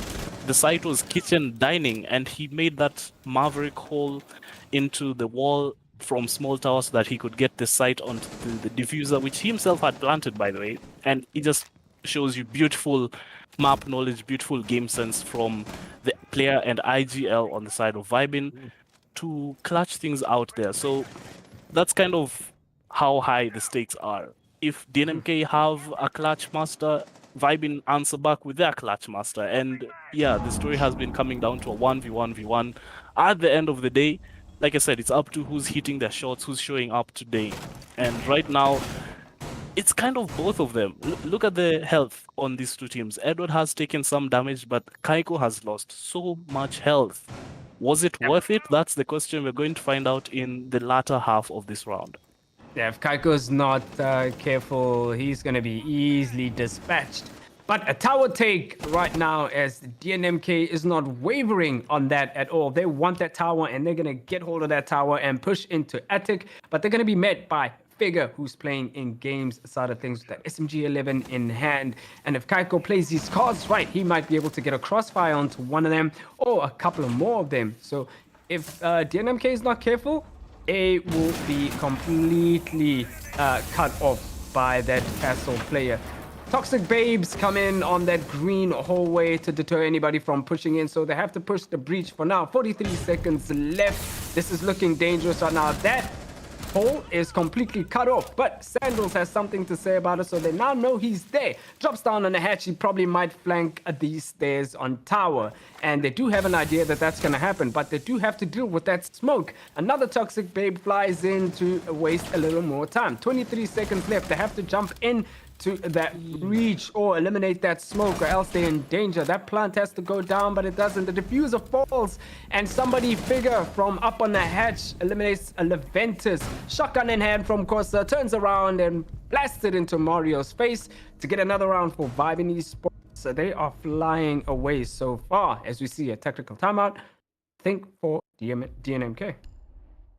Oh my word. Disgusting 3K there for Corsa. He's the man I was talking about right when that round was getting underway. Going ballistic, they're holding very tight angles on that door and on the breach itself, not allowing DNMK to jump through to attempt to get a diffuse plant down whatsoever. And tactical timeout, this is like the best time to call it right now if you're DNMK, because another thing that they are known for is being a momentum-based team. Once they start getting going, they really pick up a number of rounds. We saw that on Coastline where they were stringing a number of rounds in a row.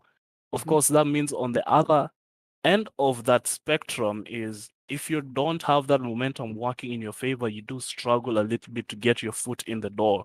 So right now is the perfect time to call the TAC timeout if I were DNMK. Yeah, and they better make use of that timeout because so far the rounds, they're coming close to looking close, but they're just not there yet. It's close, but nowhere near the cigar, as you may say. But beautiful smokes there by Tosa on that green hallway. Not sure why DNMK didn't send somebody over to the green hallway window, just for a little bit of pressure. They had enough players early on. They droned him out a lot. So, yeah, and they managed to get the breach open. So get the breach open, hold for any peeks from the breach. You getting deterred by the smokes on the doorway, send somebody over on the other side, jump into the window. I mean, not as easy as that, but drone it first, obviously. Jump into the window, challenge the smoke from different angles. And it just was a one-sided push, and they needed to either push into the door, onto the breach, and you know it makes it easy for VYBN to just aim at one of the two. And right now, the site has gone back up to kids and domes. We're seeing a full rotation. We'll see if DNMK can show us another same story of the catch-up. They did take a tactical timeout, so we'll see if it works out for them.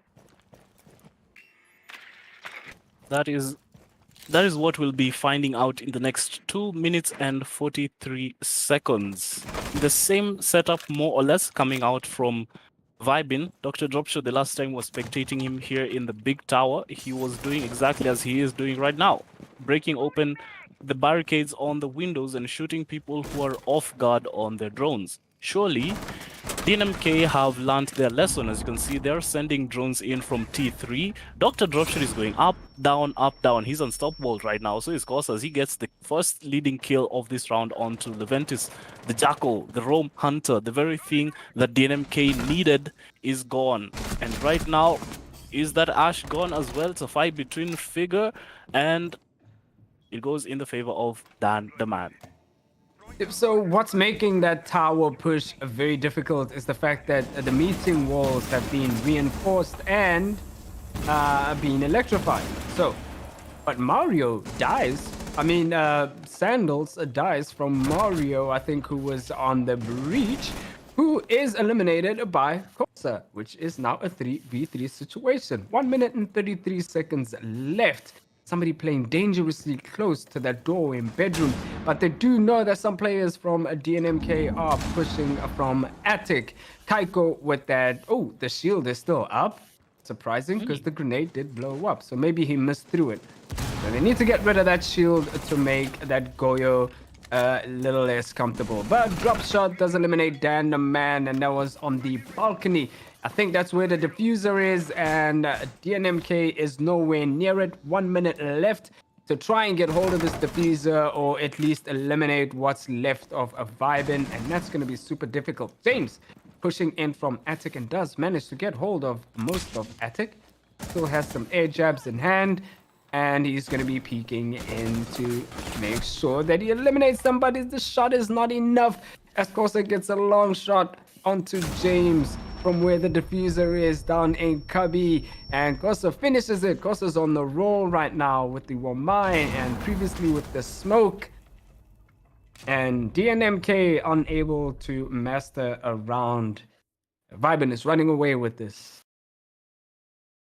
Kosa is going ballistic right now, and when you are facing against a player who's seemingly unkillable, what do you really do? DNMK have to find a way to shut down these gunners on the side of VYBN. We said DNMK have gunners in Dandeman, Edward, Leventis. Well, VYBN also have an answer to that, and it's like the answer is greater than the question right this instant. If we can get a quick look at the scoreboard, we'll see that DNMK are struggling right now to get kills. I don't think for most of the rounds they are getting the opening picks. Instead, it's VYBN whose roam game, once again, like we saw it on Coastline. The roam game, okay, on Coastline it was more like setting yourself up in office and then falling back. But right now it's more like set Kosa to run around the map and get a couple of kills. Because he's on 8 kills and it's what's working right now. Dr. Dropshot is on 6 kills, but given that he's playing the smoke, I don't think he's going to be roaming. Probably we'll see Sandals on the roam because he's also been doing well, and he's playing the Jaeger in this round. Yeah, so we're probably gonna see another roam all the way either in kitchen or master bedroom, and it seems like it's their hiding spot. Seems like it's VYBN's hiding spot or like meeting spot. Get a kill here and there, and then let's go to a hiding spot and chill for a while and wait for a little bit of communication from our teammates, and any unsuspecting attacker that pushes maybe into freezer, let's go kill him and then go back to the hiding spot for a little while. And it's working very well for VYBN Esports so far. Now, right now is Sandals all the way in T3. Just couldn't see if he's all the way up top in T3. No, he's on T2 right now. So he's going to be chilling up there, and he's going to be wandering around in the top floor. Figure on freezer to deter anybody coming down into freezer. Some drones are going to be pushing in though, trying to get that intel from there. There's the Edward working on the freezer hatch, I believe. So that freezer player is gonna have to either play it for death or push back a little bit. I'm pretty sure he can hear the Maverick working on it, but Dan the man comes favorable in that gunfight and eliminates Figure on the Goyo. This is the coordination that I was talking about when you are getting into this map. This is the intel game that I was saying works so well for DNMK. We saw how Dandeman pushed in right on the heels of that drone to get the first kill onto Figure, so the Vector is gone. Very good weapon, which will not be influencing this round any further. Kosa, though, like I said, he's on the roam, he got a kill, and my word, Dr. Dropshot popping up and down as he has been doing so far. He finds the kill. James, though, is there to answer on the refrag game, the very thing I was saying DNMK are good for. It's a 3v3. We also saw a 3v3 last round. Hopefully this time DNMK can make this work. James is pushing close to this Goyo shield. If it gets popped, he'll be in a tough situation between a rock and a hard place. On the door of Freezer hallway, he finds the kill. Stream is actually hanged on my end. Yeah, he actually does find the kill, but he has to run back through the fire of the flames on that popped Vulcan shield. And now he's on quite low HP. It's not too bad. It's not the end of the world for DNMK, as they still have Leventis, they have Mario, good weapons, they still have the smoke grenades to make this work. Look on the top left corner, they have a ton of utility, but if you look at the middle of the screen, they don't have too much time. VYBN, though, have Dr. Dropshot with his 3 toxic babes and his SMG-11 finding the head onto Leventis, trying to find a kill onto Mario, but he's shut down. Kosa from his world tour roam, he's now back. He's in between the sites here. He finds the kill onto Mario, actually, and then flicks back onto James. I thought the refrag, which I was touting, would be there. Oh my word, the planter didn't have enough cover, and they couldn't find Kosa's head. They just couldn't. There's that cover. There's that cover. A bit too much of an acute angle to cover there for whoever was planting. I think a way more of an angle would have helped a bit more. But nonetheless, there was no intel onto where he was exactly, or maybe they knew, and that's why they held that cover. But it didn't work out, and Crosser came out on top. The beautiful 180 to finish the round off. They're going back to meeting and kitchen this time. They've also won that too. I mean, so far it's been a flawless round win for VYBN Esports, as DNMK still has to get a round on the board. Oh my, we don't want to see this half going flawlessly into the favor of VYBN Esports, though it wouldn't be the end of the world. In the third place playoffs we saw the other day, on the second map, no, actually on the third map, it went all the way to the third map. It was Clubhouse. Bravado got 6 rounds in a row on their defense, which is the situation that VYBN kind of are in right now. And then when we switched sides, Sinister 5 just went ham, and they recovered 6 rounds in a row back. So the reverse sweep. The reverse sweep. If there's any team that's capable of doing that, it's DNMK. But again, like I was saying, the momentum right now is just in the hands of VYBN. It's like a boulder rolling down a hill, and DNMK don't have enough to stop it right now. Yeah, it's remind me again who took the tactical timeout. It's DNMK, right? It was DNMK, yep. Yeah, so it not working out so far, but they have to ride it out anyway. And now the push is coming in from the top floor. Drop shot is going to be contesting them as somebody takes a ton of health onto Mario, who is the hard breacher. So now he has to play extra careful, because if anybody so much as sneezes on him, he's out for the count. They do know where this Jaeger is.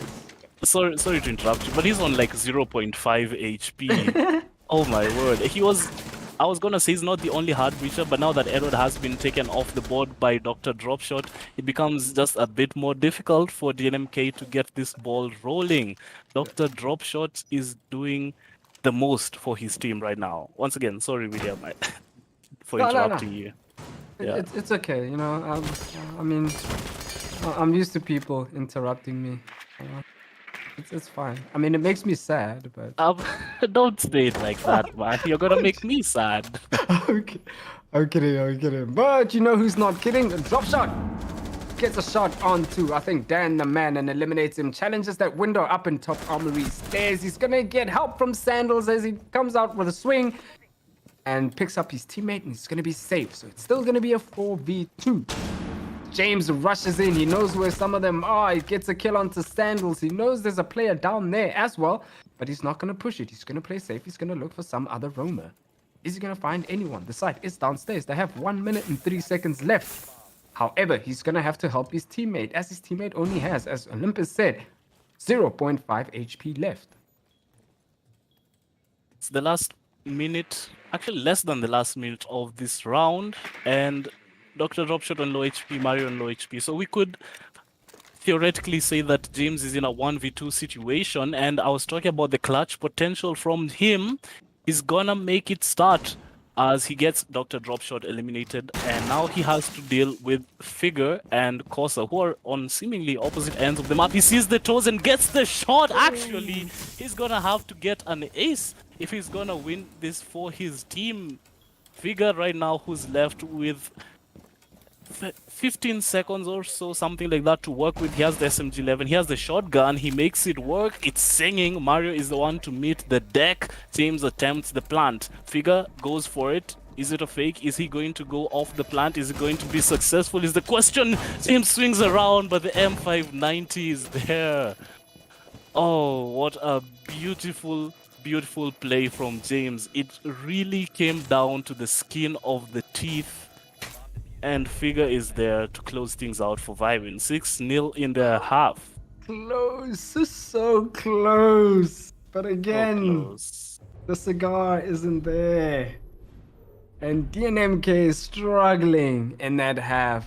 Completely whitewash. 6 rounds to 0. Now it is DNMK's turn to defend. Are they going to bring it back on a 6-round 2? It is match point, so there's no room for mistakes. You are not allowed to lose a round. You lose a round, it's done for. It's map 2. Gone. What's going to happen here, Olympus? This is Mm. intense. It's very tense indeed, especially if you're a fan of DNMK. You're probably sweating bullets right now. They switch onto their defending half. If this map is anything to go by, maybe they can bring 6 rounds in a row, but I don't think that I'm too confident in calling that just yet. I feel like VYBN are showing up. They're shutting down DNMK every single time. That's really what it comes down to it. The kills, again, if we look at the side of DNMK, Mari is on 2, Edward is on 1, Dandaman is on 2, Leventis is on 1 kill. Not really the kind of numbers you want to be seeing, especially on those players. And conversely, look at Dr. Dropshot. He's popping 10 kills. Kosa, he's popping off. We don't even need to mention that. He's going. He's off, blasting into the stratosphere. Yeah. And I mean, we know that kills aren't super important in Siege, but it is a point of contention. It is an obstacle that you have to eliminate in order to do your job. And so far, VYBN Esports is doing a better job in eliminating those obstacles. And DNMK is struggling in that department. So right now, the site is in kitchen and meeting, and looks like VYBN Esports is all spread out so far around the construction side and around the tower side of things. So it tells me that it's going to be a tower and attic push and into a meeting. Hopefully they're going to try and get that meeting wall open. And yeah, whether it's going to be a one-directional push or they're going to pivot a couple of players elsewhere, that is the question that'll have to be answered by them soon. But somebody's going to have some sort of a question or an answer to any situation, which is James, who's going to be contesting anybody coming in from attic. The C4 goes out, it doesn't net the kill, though it does put Sandals on low HP. A nade in return gets Edward on 50, something like 60 HP thereabouts. DNMK have chosen to start their defense on the kitchen and meeting bomb site, maybe in the attempt to throw VYBN off, but it's not working right now as the guns on VYBN are hot, their trigger fingers are itching, they are popping off. Kosa is down on the ground, Figure is attempting to get the diffuser, pros don't fake, the nade actually gets the Jaeger, how ironic. Figure is close and he eventually gets that diffuser planted. It becomes exponentially difficult for DNMK, but Mario going ham with 2 huge kills. Figure and Dropshot are gone. Suddenly a little bit more winnable right now as Leventis continues the trend. He gets Kosa before it's a back and forth again. Sandals eliminates him. Mario left in a 1v2, technically a 1v1 situation. It's not impossible, but the positioning from VYBN right now and the fact that he's completely flashed out of his mind makes this surely a map for VYBN, and they're going 2-0 up in this best of 5. A complete wash there from VYBN Esports, Olympus. I wouldn't have predicted that with anything at all. Wasn't expecting that at all, but it came down to it. The momentum all the way from Coastline into Oregon. I was expecting way more of a close one, way closer than Coastline, and Coastline was extremely close, as you all saw.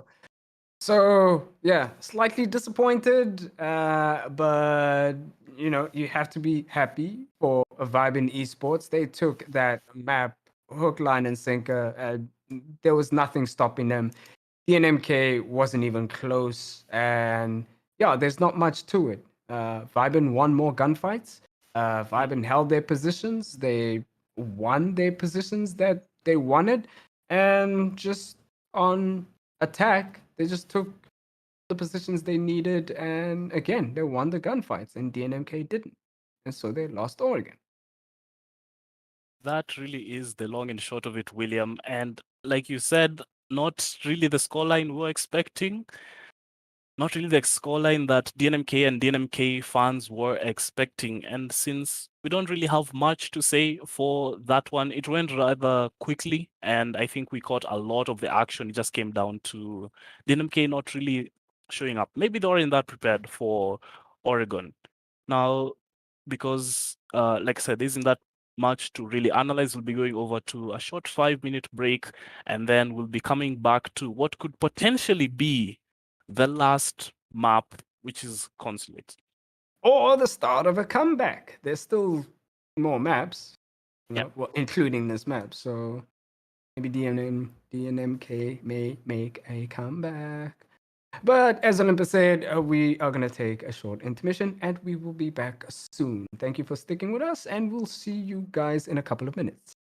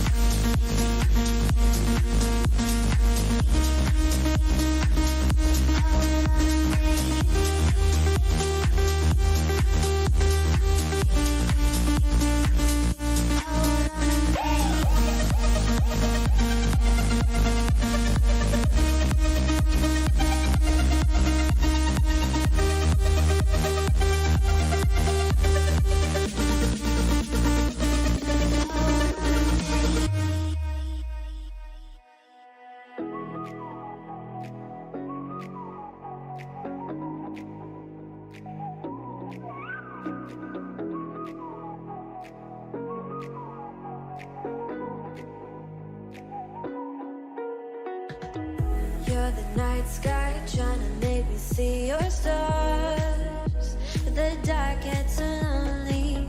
Now I see violet, I can feel silence, and the dark's all that I see.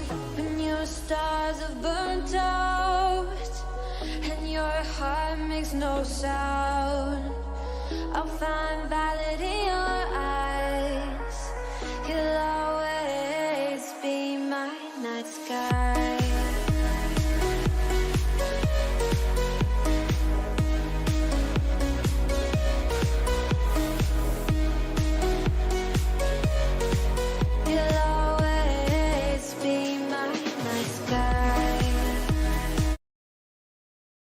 Welcome back, ladies and gentlemen. This is World League Esports. We are in the thick of it. We are in the heat of the grand finals itself of this Rainbow Six Impromptu tournament. And that's a mouthful. My name is Olympus, if you're just joining us. And I'm here with William, my co-caster. How are you feeling after those first two maps? I am feeling all sorts of emotions: doubt, excitement, disappointment, all at once. Because DNMK could have brought it back, but they got whitewashed in Oregon, and after losing Coastline as well. So not looking good for DNMK, but VYBN is just flying away with this victory. And if they do the same thing and Consulate, then it's probably going to be a victory. Well, it is going to be a victory for VYBN Esports. So DNMK had better have some answers for this map. It's a very classical map. Everybody knows this map. Everybody knows almost how it's played. So we're just going to get ready for players to get ready in the lobby. I think we're missing one player to get ready. And then we'll be jumping in to Consulate. Olympus, what are you expecting from Consulate? I mean, Consulate is one of those maps. I don't think it's been reworked ever. I think there's been some lighting changes, but that's all the they did kind of shift around the archives. What's that bomb site called? Yeah, tell us an Visa archive. office, tell us archives. Yeah, they kind of changed where the bomb is exactly located. But other than that, it stayed fairly the same for the entire duration of this game. But speaking to expectations, Oregon showed me that you should take all of that and just throw it out the window. It doesn't matter what you think or what you predict when you're going up against a team like VYBN when it's fighting DNMK. 7-0 is not really... I don't think we have seen a 7-0 in this tournament so far, so that's probably the first one. Yeah. And like you said, not looking too good for DNMK. The teams are ready. So enough of us blubbering, and we'll get right into the swing of things right here. Consulate in this best of 5. This is now grand finals point for VYBN. They have 2 wins, so if they take the third one here, that's it. That's the end of the day. Good night, and we go to sleep. Yeah, and hopefully that's not the case. Hopefully Dynamic brings it back somehow, and maybe they just let the Oregon slide because they don't want to waste their energy on it. Who knows? Maybe all the energy is going to be put on Consulate in the French Consulate, and the bands is going to be Thatcher first. Not surprising at all. Second band, what are you expecting? Are we expecting a hard breacher or some sort of a flank watcher like Nomad or maybe IQ? Not a flank watcher, but they banned Flores last time. This time they're banning Buck. It's kind of all over the place, which is what I was saying. But Buck, Buck is gone, and a map such as Consulate, where destructibility, which is one of those unique things about this game, by the way, that I really love. I don't think there's any other tactical FPS game that does destruction quite like this.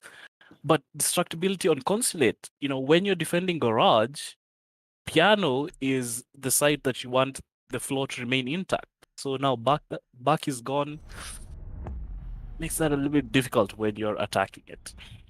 Yeah, and Maestro also makes it very difficult to plant into that garage side, especially with Wamai and Jaeger being available on the board. So getting rid of Maestro, it's quite tactical, I believe, and it's quite a good ban depending on which side you are on. What do you think of the Valkyrie ban? The Valkyrie ban is expected. It is Coastline. It is Consulate. There's tons of windows. That Valcam could be thrown anywhere. I think in total, not 100% sure how many trees there are around this map. I think somebody said somebody had a number for those trees in Pro League, and that camera could be anywhere around there, right? Or cameras could be anywhere around in those trees, and if you don't bring an IQ, it just makes it difficult. So banning Valkyrie means you don't have to bring an IQ for the sake of trying to deal with just cameras outside, which it's it feels kind of mundane and useless to bring an entire operator just to deal with cameras outside. But those Right. cameras are so effective in feeding information for defenders. So that's a very big ban. The buck ban, as you mentioned, is also intense, and it makes it easier for defenders to see for the sledge, because sledge has to be close in contact to the floor, and it takes a little longer for him to leave the hole that he sledged than Buck, and Buck can do it from a distance. So it'll be interesting to see how Leventus sort of treats the sledge play on this attack. Yeah, Sandals here picking out from a window is just connected to what you're talking about. This map is like Runout City. On the front side of the map, how many windows are there? Look, Dr. Dropshot is peeking out of a window as we speak. There's so many different ways when you're defending to pop shots, to take pop shots at the attackers and try to just completely make their day worse. And, you know, Kosa, we've talked at length about him, but what I want to highlight is that he's playing the Mark 11, the DMR, on Aruni, and I don't think that's something you see every day. Yeah. Yep, not something you see every day, but he is running that. But guess what? Dropshot is on the tear right now, eliminating both James and Dan the man. But Edward answers back. But guess what? Kosa is there for the refrag though, with that DMR. And Leventus is ready for anybody jumping down the hatch. Grenade in hand, probably baiting whoever's out on top of the hatch to somehow move. And it is a 2v4 in favor of VYBN. Mario chilling out on those spiral stairs window, trying to catch anybody rotating, but it's going to be unsuccessful in doing so. There's the sledge with the grenade trick, throwing down the grenade and sledging the floor for the grenade to fall down, but it doesn't work as it doesn't catch anyone below. So he's going to be starting to work on those floorboards, see if he can get a pick or two. Sandals jumps down from the heavens above and collects Leventus's head and body and out of the picture. Mario answers back with a kill on 2-figure. So once again, it's looking like it's going to be a pattern that we'll be observing. VYBN start off very strong explosively in their first round. They have such a lead right now, and also at the same time, the similarities don't stop there. So much of this action has happened quite early in the round, which leaves Mario with 50-something seconds here to try and make magic work. He has one kill. Maybe he can add on to it and find the remaining VYBN players. There's one right at the yellow stairs, right there, waiting for him to walk by.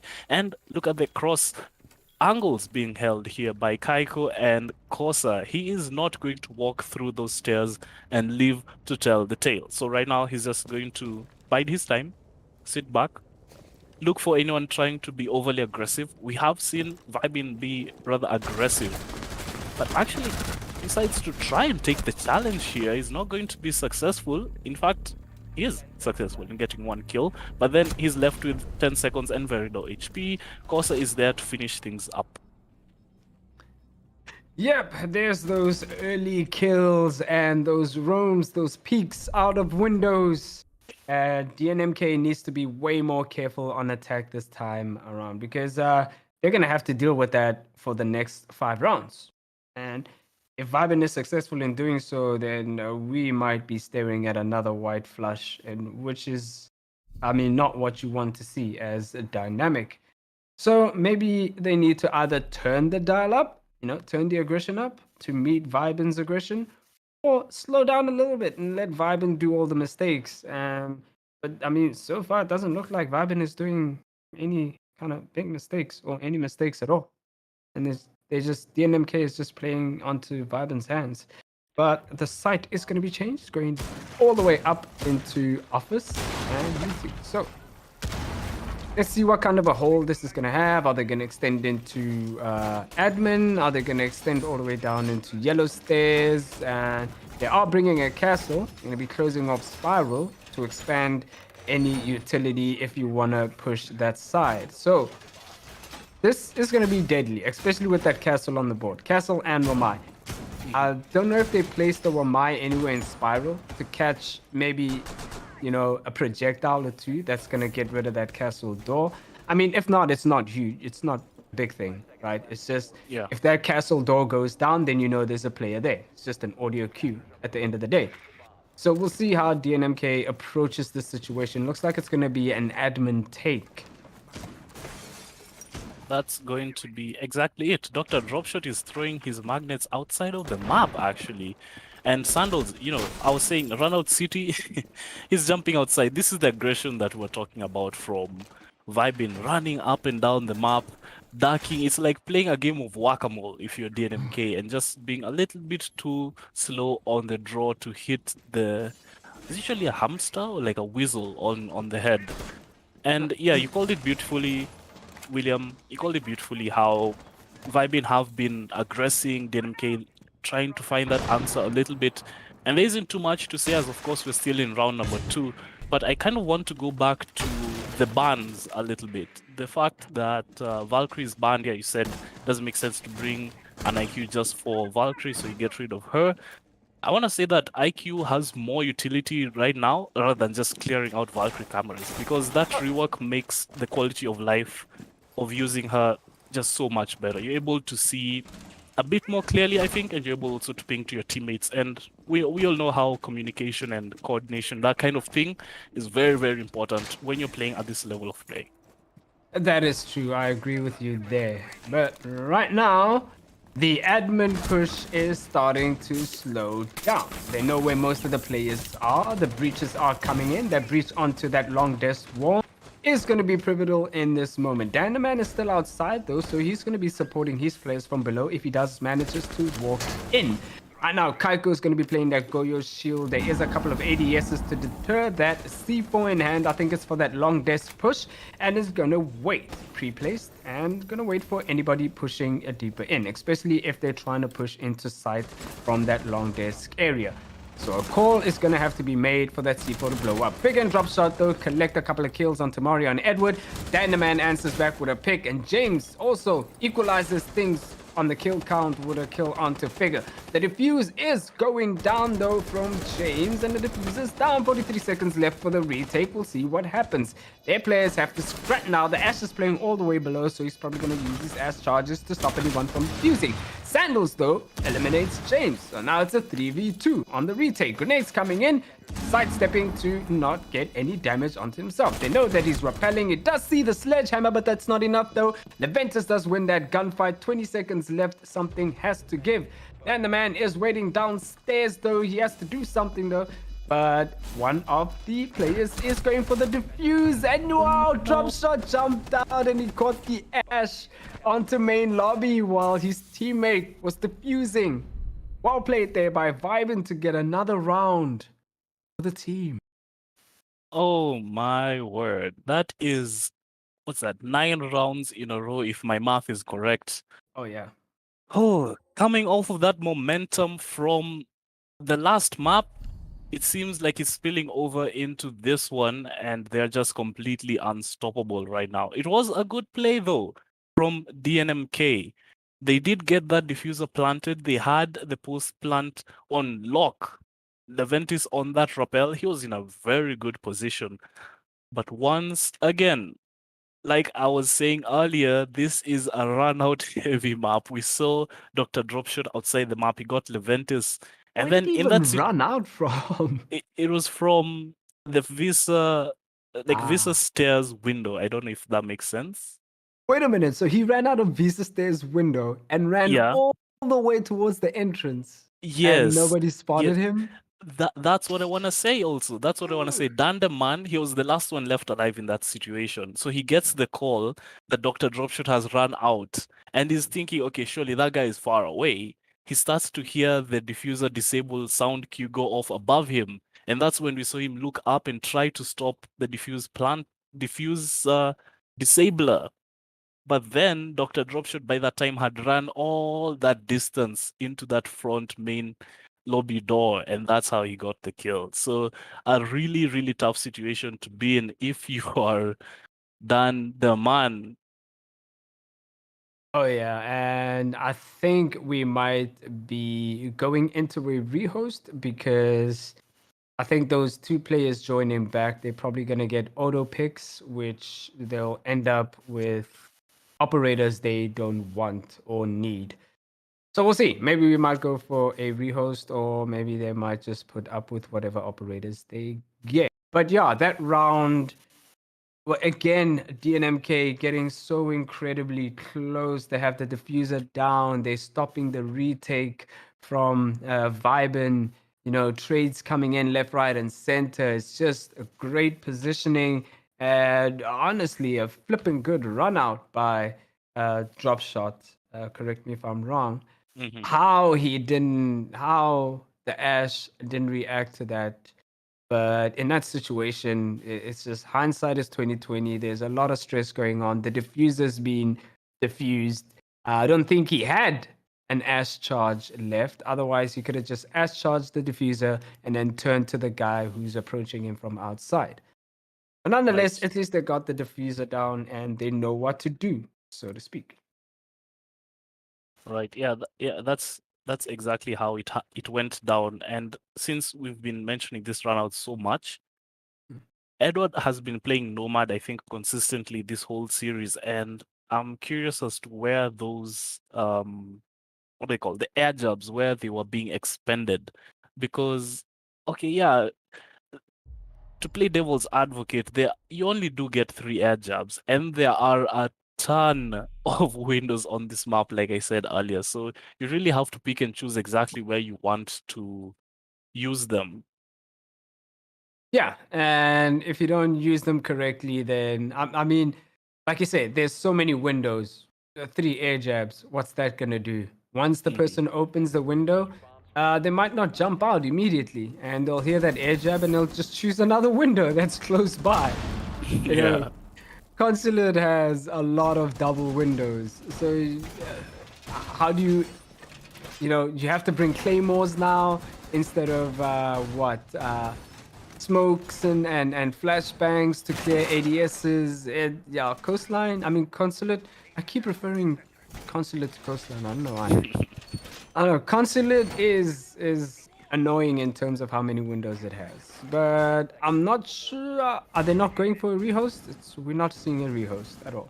Okay, so it is going to be upstairs. Wait, didn't we just? Oh, we No, played it's lobby and lobby. press room. Yeah. So full rotation of sites, and we're going back upstairs. They're not choosing to go to garage this time. Early pick from drop shot. He's been doing that all match so far, and eliminates Edward. Whoa, so Edward air jabs. Remember we were talking about 3 air jabs, Olympus? Now there's Now no air it's jabs. 0. It's 0 air jobs right now, which is not really the best situation you want to find yourself in if you're DNMK. The operator lineup from VYBN is not really interesting, but it's something to note. They have the Tachanka, who let me actually quickly refer to my statistics here, because I don't think we've seen too much of Tachanka. Actually seen him once before in the whole tournament, and then just previously on these previous maps. That's as much as we have seen him. He's not anymore, let me add that, he's not anymore the worst operator in the game when he got his rework, but still you're choosing like the DP28 over other weapons. You could choose Yeah. it for its like destructibility, for setting up the map, but teams have been working just fine with shotguns and impacts way before Tachanka was a thing. Yeah, but it's also, I mean, that gun does a rattle along with a lot of bullets, and it's just sometimes annoying to deal with. But right now, Mario's going to deal with Kaiko with a shot onto him under the double doors from bathroom. So now they have access onto a lobby side of things, as Sandals eliminates Dan the Man, but James refrags back. So again, they have access to lobby, but I'm not sure who is upstairs to deter anybody from planting. Right now, the only person that's deterring them from entering is Kosa on that Tachanka. Somebody takes a damage onto... Oh, They go with a shot onto James, but Mario answers back, though, as Mario walks into sight. He might be able to get this plant off, but if Kosa's notified about it, he may be able to stop it. And there goes those firebolts, those Shumikas, launching into circle desk, and yeah, Mario has to reposition. If they are able to get rid of the player who's repelling on windows, then this is an easy win for VYBN. There goes the plant again, and there goes those flame grenades. It's gonna stop the diffuser from being planted, and it's actually gonna kill Mario. So now it's left to Leventus with 24 seconds left. There's not much for him to do this time around. He has to find both of these players or get off that rappel and jump into that office. He knows where he's crouched down or lying, and it's gonna be a gunfight that Leventus wins and shouldn't be able to win at all times of the day. Going to be able to grab that diffuser, and no, he's going to go for the kill, but Costa's going to be ready and gets the kill and another round for VYBN. Uh-oh. I'm starting to get a little bit scared for DNMK again, because this is the trend we saw on the previous map. You can see Yeah. also on Coastline, like VYBN had 3 rounds in a row before DNMK brought it back, which is the situation we find ourselves in. And considering how poorly, because there really isn't any other way to put it, things went for DNMK on Oregon, I'm not feeling too confident for them right now. So makes total sense why they decide to take the tactical timeout right now. And we can use this time to also do some theorizing, William, and find out what's going on. Why is this scoreline looking so dominantly for VYBN right now? I don't know. I don't know, Olympus. I don't know. I don't know. VYBN is playing out of their minds and out of their skulls right now. They're off the chains. And DNMK is maybe coming off of that Oregon loss pretty discouraged. And I don't know. It's not the way to deal with a map loss. The best way to deal with that kind of map loss is just put it behind you and take the next map as sort of a blessing, as sort of a second chance that, look, we can still come back. There's still 3 more maps to go. And, you know, if we get our heads together, we might be able to take all these 3 maps. And as for VYBN is just training right now, as, you know, to use a very bad pun, they're just vibing, I guess. You know? Yeah, that's what's going on for them right now. The site will be cafeteria and garage once we do get that last player back in. We are experiencing a ton of connectivity issues tonight, which we really do apologize for. But nonetheless, like I said earlier, you just have to work with what you have and make the best of it. Yeah. Going back to the ban phase, and given that the site is garage and cafeteria, I used to love running Mira on this site. Mira is not banned. She's available. Why do you think we're not seeing VYBN pick her up for this specific bomb site? I think because of their roam game. It might not make any sense to just keep a player stuck on 1 or 2 positions. You might want to remain mobile. So maybe a mirror just doesn't work with their strats. Like, their roam game is really on point, and you want to be able to just call out something and that player rotate easily towards it. Because if you look carefully, the only heavy set player, heavy set operator from VYBN right now is Kaiko. Everybody else is a 2-speed, I think. Right. Unless course is a 3-speed. I don't know. But everybody else is a 2-speed except for even Kaid, I think, might be a 2-speed. I may be wrong though, but I think what VYBN is going for is just mobility, and it's just working out so well for them. There's that spawn peak again, and drop shot wins that endeavor as well.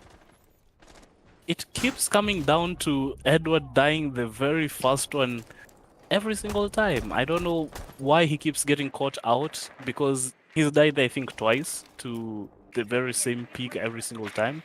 Not the best look for him, though Sandals did get eliminated, so all's well that ends well.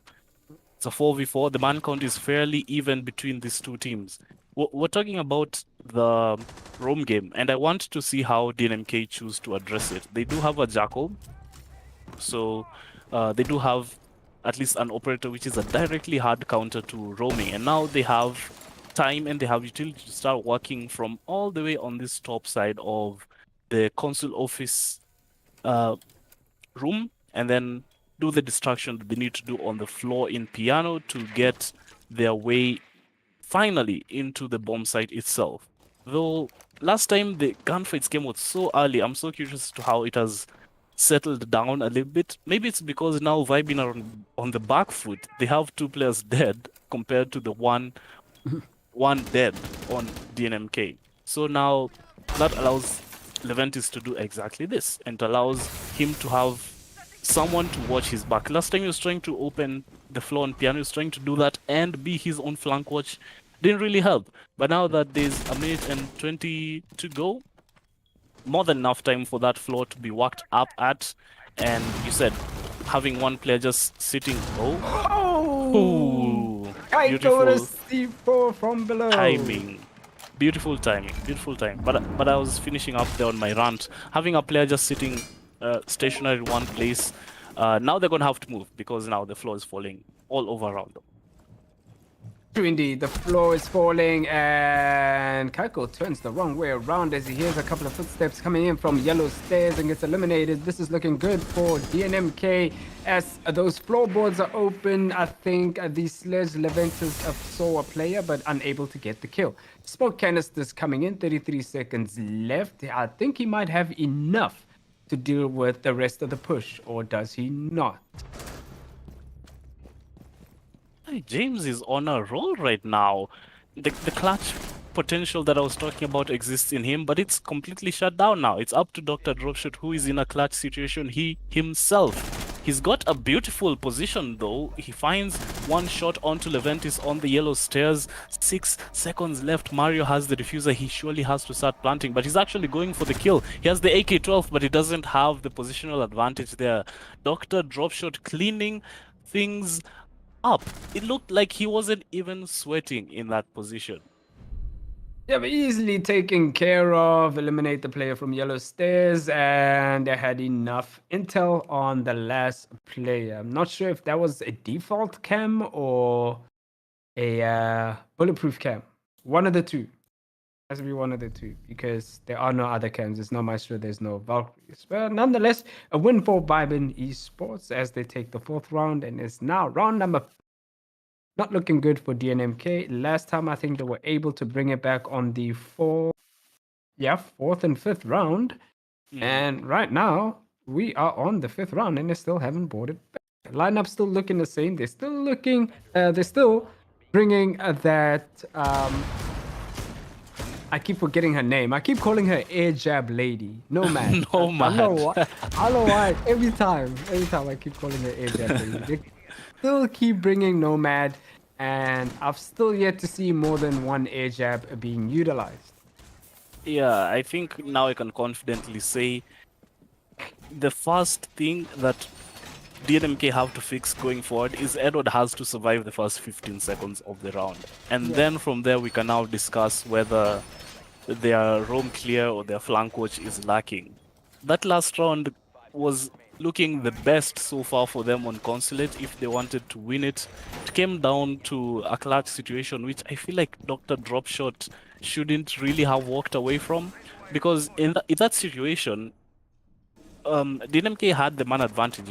It was a 1v3 1v2 I think. So in that case you want to well, if you're the clutch, if you're Dr. Dropshot, you want to take 1v1 gunfights, which is exactly what he did, and it won. But if you're on the other side of that coin, you want to make sure that that guy cannot get away with killing 2 of you in a row. So crossfires, refrags, watching each other's angles, stuff like that is what we want to see. But nonetheless, that's the round that's fast. This one is going better for Edward, maybe just marginally so, as he's still alive, but he's on low HP already. Yep, well, all that matters is that he's still alive and he's able to utilize those air jabs, as we saw one going on to double windows on that balcony. I'm not sure where the other 2 are going to go. Maybe he's going to keep one in hand for a late flank or whatever. Smoke's coming in to deter any angles from... but speaking of angles, Figure knows that exact angles and does get Dan the man off the board. Drop shot, also answers with a kill. Sandals adds on to the kill count, and it was a run out, and he's not going to be punished for this. No air jab on the door. or even if there was an air jab, he'll be able to shoot it from outside. But they know where he is and they know where he's gonna come from. An angle from drop shot to take Edward's head clean off, leaving Mario on his own to do the rest of the work. Mario with only 1 minute and 19 seconds left. He's gonna have to open other angles and he's gonna be rushed into this admin area. There's nowhere for him to go, but he does get a 1v1 onto Sandals and gets the kill. But somebody's gonna be waiting for him on that meeting area side of things. He's now IMPROMPTU, pushing in slowly, getting a couple of pre-fires from other players. So now he's gonna rotate back, pivot back to those Printer again. It's going to be approached by Mario on the Wamai to finish the kill and make it a 5-0 score count. Olympus, what's happening? Oh, William, I wish I had an answer. I wish I knew. If I was in the DNMK Discord, maybe I could say something, but I really can't. All I can say is that VYBN, my word, they are cracked out of their minds right now. They're making this a nightmare for DNMK because we are so close to it being over. It's a best of 5. We're thinking it would go all the way to the 5th map because we started on Coastline and went the full distance, but now something went off in VYBN's heads and they have just been getting round after round after round and they're not stopping anytime soon. Somewhat alarmingly, this is not the kind of scoreline you'd typically expect to see from DNMK. I mean, sure, in the past they've been known to somewhat let some few rounds get away from them, but they're always able to bring it back.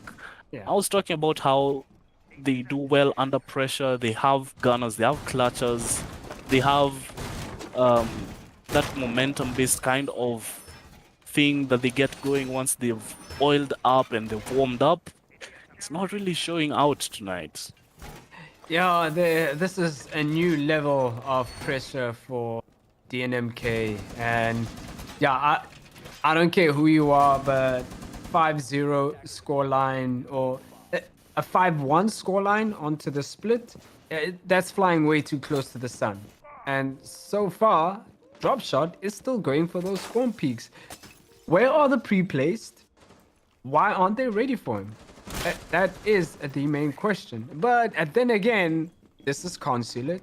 There's so many windows. He's going to be hiding in Visa, but he is going to be spotted though. So they might have a chance to get rid of him early. But he gets rid of James early on in that encounter. But there's still a drone though, so they still know where he is. Edward is going to be challenging him, but this is dangerous now for Edward because Dropshot is getting some help from Visa stairs. So it's going to be difficult to get rid of him. Somebody's pivoted onto that Visa window and an answer onto VYBN Esports as they eliminate Dropshot. This is good for DNMK. They're turning up the dial. Dr. Dropshot just going left and right, up and down. That's exactly whack-a-mole style peeking and gameplay from him. But he got taken out there, wasted a ton of time and a ton of drones, and also upped the frustration in the DNMK camp. As now Mario is gone, so is James. It makes things a little bit more nightmarish for them as they're still on the back foot, and very, very much so. Especially if Sandals is not droned out here in Printer, he's going to peek and he's able to get a kill onto DNMK, going for a second one onto the rappel, not connecting the shots there to the Ventus, who has the F2, more than capable to do enough damage to get rid of that player who's now actually going to drop the hatch. I thought he was going to sit on top of the diffuser, and the runout gets punished. Aggression is the name of the game for VYBN tonight. It's working for them, man. What can you really say? It's working for them. Yeah, it is working for them. And there was a timing issue there between, I think it was Leventus and the Zofia, who was DNMK, when it came down to getting rid of Sandals, who was holding the diffuser.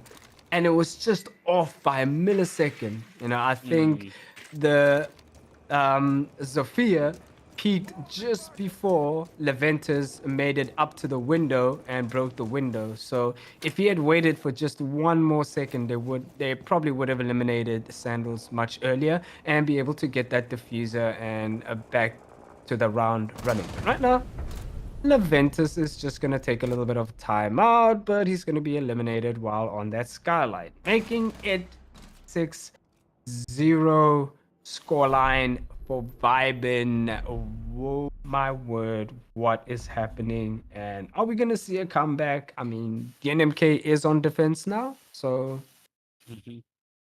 who knows? That's what we'll wait to see. And we'll figure out whether any of those waves of hope for DNMK are going to be shattered against the rocks of despair, or whether it's going to be a tidal wave and they just come in with a reverse sweep of their own and then take us to the next map, because that's really what they need. They are right now fighting for their absolute lives, hanging on by a thread of a thread. Match point, grand finals point itself. This is it. This is do or die for DNMK, and they need to find an answer soon and soon enough, because it's going to be, pardon me, but embarrassing to see them get this far into the tournament and then get taken out 7-0, 7-0. Yeah, not like this. But right now the site is in Garage and Cafe, and looking at VYBN's lineup, the one difficult thing is gonna be getting rid of that Kaid Claw if it's gonna be used on the wall. However, if they manage to open that wall in record time or with enough time to pull off and execute, it's going to be dangerous for DNMK, because on VYBN's side, they have the Ying, they have the Kaiko on the Nomad, they have the Ash and Sandals on the Ayana. That's grenades and Ying with those flashes and candelas. That's going to be deadly in terms of trying to get that execute off. So right now, push onto Piano, and DNMK is allowing this in Piano, but they do have a player upstairs in office. So maybe if he's not found out, he might be able to deter any sort of push. But they do know about James though, onto yellow, trying to ingress a little bit, but he's going to be pushed back. Now they're going to be able to take care of those mute jammers, and that's when the Kaid is probably going to come into play, because as soon as they get rid of them, then he might be able to throw one claw. He gets eliminated though as he tries to approach that wall from yellow stairs, but James answers back with a frag onto Sandals, trying to alleviate the pressure a little bit. There goes the Candelas, and I think one of them are in already behind the white band. Somebody answers back, and that's forced eliminating James, but Dan the man gets a pick of his own, but Mario adds on to the kill count. It's Mario left trying to figure things out. He's dropped it down to a 1v1, but no, the planter's on the floor. And now Kaiko is back outside and waiting on the stairs for any sort of pick. Mario's gonna wait on the door. Is he gonna fake it or is he gonna stick it? He might be able to rush him out. He goes for the peek but doesn't find the pick. Gets a little bit of damage onto him. He's gonna fake it for now. And no! Kaiko flashes himself, but it is... No, he's gonna stick it, and he does manage to stick it and gets it on the stick. Kaiko, what are you doing? Flashing yourself. Oh my. Oh my word. That okay. As hilarious as that might have ended, that might just be the thing that DNMK need to now start mounting that comeback. Oh, yeah. To be fair, Kaiko, it is a you think? very large mountain that they have to climb, and this hike that they're starting out on is not going to be easy. It's going to be very punishing. And speaking of punishing, VYBN are the kind of team whose playstyle, at least tonight, has been to just find even the slightest crack of a weakness in DNMK and then exploit it to the max. They've been on their defenses just terrorizing that entry from DNMK, and it has been working for them so far. So now, maybe DNMK coming off of that little weakness, that little blunder, that little mistake of Kaiko flashing himself, maybe that's what they need to now kick things into high gear and then now start bringing it back. That may be the... if DNMK brings us back, that flashbang would be the flashbang of Consulate. It's because now they're going back up to office. They know what kind of mistakes they kind of need to fix, I believe. And so far it's not going to be a wide stretch onto admin. But James is going to peek from admin, and VYBN is going to be ready for it. Just a couple of shots onto that window, and they're going to make their way straight onto no. Igor is waiting with an angle from the back of the bus onto that window. And that is James off the board. This is not looking good for Dynamic. Oh, it's not looking good for them whatsoever. They need to, first things first, get rid of Sandals, because on that last round, he just walked into yellow stairs, found 2 easy kills. Granted, those players were looking up into the floor in piano, trying to find someone to C4, but he just did that yet again. He found Dan the man, and that's the smoke, no less, on this defense. That's a huge thing to have lost. Eventually, Mario, though, is there to find the kill, and he's going to find yet another one as he peeks there into the main lobby. Dr. Dropshot is eliminated. Suddenly, it's just a little bit easier for DNMK to bring things back. I was saying that they need to get rid of Sandals and then also Dropshot, because he's on 14 kills and 5 deaths. He's popping off. So is Mario, as now he's found 3 kills in roughly the same spot. And all of a sudden, it's collapsing for VYBN. The diffuser is at the top of... Is that spiral stairs or is it long desk? I'm not entirely sure. Figure is there with the AK-12, but Edward is behind him, and he sends him all the way into the Shadow Realm. 6-2. Comeback? Question mark. Doable? Question mark.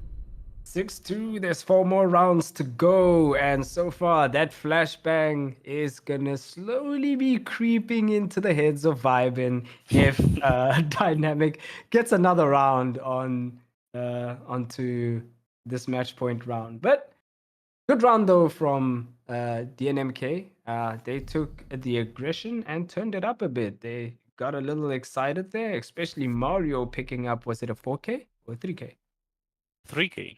Oh yeah, nice 3K there, holding down spiral stairs, and yeah, with that sledge pushing in, unaware, thinking that the Mario was rotating somewhere, but now he's just gonna keep the position and play exactly where he's been playing all the time. And the site has been moved all the way to press room and a lobby. That's piano room and lobby, as we all know it. And we'll see what the setup is right now. It's looking like they're not going to be spreading out anywhere, but they're going to be holding control of long desk and possibly meeting. Yeah, that does seem to be the case. A vertical extension here from Edward and the mute of James as they set themselves up here by the soda machine, and the rest of the squad continues to do a little bit of reinforcing on the top floor. My question is, how is VYBN going to answer this setup? They brought a Ying on that flashbang round, and I was thinking, this might be a rush, because we've seen VYBN... Oh, Sandals almost lost his head there to the C7 of Corsa, but he ducks away. I was saying, we've seen VYBN do rushes before, and they've been successful to varying degrees of success, depending on what your definition of success is. And now they've brought a Lion. So far, 30 seconds gone, so it's not going to be a rush, decidedly. Instead, they're going to start to make their way into the map from Visa, and then maybe admin, because that's where a good number of these DNMK players are holed up right now. Can see James here by the long desk is going to be stopped in his tracks by that E1D. And excuse me, Corsa is on site right now. What? Yep. Yeah. How? If I don't know how, and I don't know how he made it his way onto that site, but Leventus and James are ready for it though. Well, finally ready for it though. And that attack is trickling down and is falling apart with Sandals and Kaiko having to finish the job. I say trickling down though, but Sandals does find a kill onto James. That's one roamer off the board. There goes the flashbang being caught by Magnet. Sandals is ready and waiting onto long desk. If he gets some intel, he might be able to pick one of the players up on top in the bathroom. He does find Mario though as he tries to swing out. Sandals is now ready. He doesn't know there's someone else though on the top floor because he's waiting for somebody at the bottom floor. But Kaiko is waiting to get a diffuser down onto main lobby. Oh, Mario did not need to push that whatsoever. The man advanced slowly but surely is being worked away at here by Kaiko and Sandals as they have a minute to work with. That smoke there is completely flashed. Dandaman still has one toxic bait to work with. He will get naded out though. I believe that his shield has fallen. And now he has to shuffle a little bit because that small little cubby of the bathroom becomes very claustrophobic. Edward though finds Sandals, the man that they needed to shut down earlier, is eventually gone. Kaiko now in a clutch situation. It's not the end of the world, ladies and gentlemen. We've seen these things go the complete opposite way you expect them. But given how Kaiko now has fallen back, I think he's going to chat with his team a little bit, take that budget tactical timeout, quote unquote, to just vibe. Just fine. Like you said earlier. Although now that flashbang is gonna creep into the heads as he gets a free kill from somebody down in a hatch, but the C4 finishes the move. That flashbang though is gonna creep into your heads, especially when it gets down to 6-4, 6-5. But the score right now is 6-3. So VYBN still has a lot to work with. They still have 3 rounds that they can, as they've been doing. Kind of the first round they did throw in general, but DNMK is catching up. Yeah, so it just takes one more round. They're just taking it round by round, and so far it's working. The site has been switched though to Archives and Tellus. That's the site we were talking about that's been reworked, Olympus. And yeah, maybe taking it to a completely weird site. Maybe they'll see some sort of success.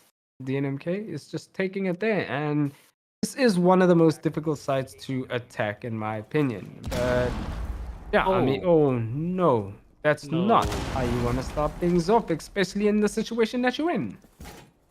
Oh my, Edward has also taken damage. That's not very good of a start for DNMK. Though, like you said, this site that they're going to tends to be one of the more difficult ones to attack on this map, and that's simply because of the split nature of the site and also the location of Visa and admin. It's you have so much more work to do as an attacker to get there, and it becomes even more difficult when Edward is playing Pulse with the C4, and then we also have 2 others in the hands, or rather in the pockets of Leventis and James. So I expect to see Edward all the way downstairs using his heartbeat sensor to find potential planters and then C4 them through the floor. Of course, to counter that, as this game goes, there are layers and layers of counters. People usually plant on the desk, but to counter that, the defenders usually open up the floor, which, if we could get a quick look at the bomb site, will tell us whether they've chosen to blast through the floor with their shotguns. Indeed, they have, so that they can toss the C4 and get whoever might be potentially planting, even where they might think is safe. True indeed, and also that Pulse is going to be giving a lot of intel in terms of where VYBN is going to be pushing from. So as long as that Pulse on the Edward stays alive long enough, then they're going to have all the intel they do so choose or need. Not a good start though, as Mario is eliminated, and that is a 4v5 in favor of VYBN. So now with this sort of bomb site, as you were saying, Olympus, oh damn, the man gets downed in the process as well. I'm not sure from where. Might be from that double windows and office. But yeah, as we were saying about this site being all the way where it is that you have a lot of work to do in terms of taking the map all the way from one side, and you have to clear everybody coming in. And that presents itself for a lot of flanks. And right now, VYBN Esports is just tearing DNMK down, as it's only James and Edward left. Right now, James is trying to peek with a shotgun, but unsuccessful. Sandals is damaged a little bit, but he's going to find another avenue to push. Kaiko putting down the diffuser, and the Pulse might be able to find out exactly where that is, but he's unable to do so. So far, he saw somebody pushing him, and he eliminates him. So that's Edward with a pick, but he has to find 4 more VYBN players, technically 3.5, because Sandals is probably almost dead. If the C4 catches him, Oh, and doesn't catch anybody at all. But he gets caught while trying to crouch walk elsewhere. And VYBN finishes this round and this map and this whole endeavor. And GG to them. GG to VYBN. Well played by DNMK. A couple of disappointing rounds, a couple of few disappointing maps, but it's all come down to that. Olympus, what 3 maps, dude? I wish we could have seen all the other maps, but yeah, VYBN just knocked it out of the park there and took all 3 maps. DNMK just couldn't handle it. And yeah, victory to VYBN. congratulations to VYBN and also to DNMK for making it this far into the tournament, but just not enough to cross the finishing line there. A quick 3-0. I agree with you, William. I would have loved to see the rest of the maps, but VYBN were on something else entirely tonight. I don't know what it is they had eaten. I don't know what it is was pumping through their bloodstream except for electricity, because 7-0 on that second map, that really was a damper in the moods and the momentum for DNMK. Yeah, and then they still carried it on onto Consulate, and DNMK's morale was just down at that point, and I don't think they knew how to deal with it. But Figure Kako, Kosa, Dropshot, and Sandals managed to just breeze through the 3 maps. Actually, the first map was more of a close one, but the rest of the 2, they managed to breeze through it. As for James Leventis, Mario, Dandaman, and Edward, a nice try. They put up a fight, except in Oregon, though. Oregon, they were completely out of it. But you can see that here, once that flashbang was a bit questionable, and yeah, DNMK tried to take the bull by the horns and try to take advantage of that misplay, but it just didn't work out at the end. So, hope all of you enjoyed that match. Wish it would have gone to the distance, but it didn't. And I hope it was enjoyable. And it was so much fun casting with you, Olympus. And thank you, Rickster, for the observation from you. And thank you guys for watching as well. Also want to make a quick thank you to all the players who've participated in the tournament and also all the tournament organizers who made this possible. It was impromptu, it's in the name. So thank you for all of you showing up on what is rather short notice and for providing us with what has been a very entertaining tournament, to say the very least. Once again, a huge congratulations to our winners, VYBN Esports. For them, it's like just another day at the office, I guess. Yeah. Yeah.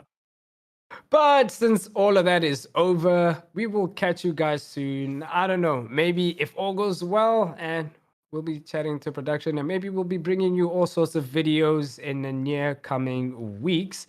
But that's it for this tournament. Congratulations to VYBN, and we will check you guys in a few months for another tournament. We'll try to make sure that these happen as often as possible. So Olympus, thank you. Thank you, Rickster. And thank you, everybody. And see you guys soon. Bye. Bye.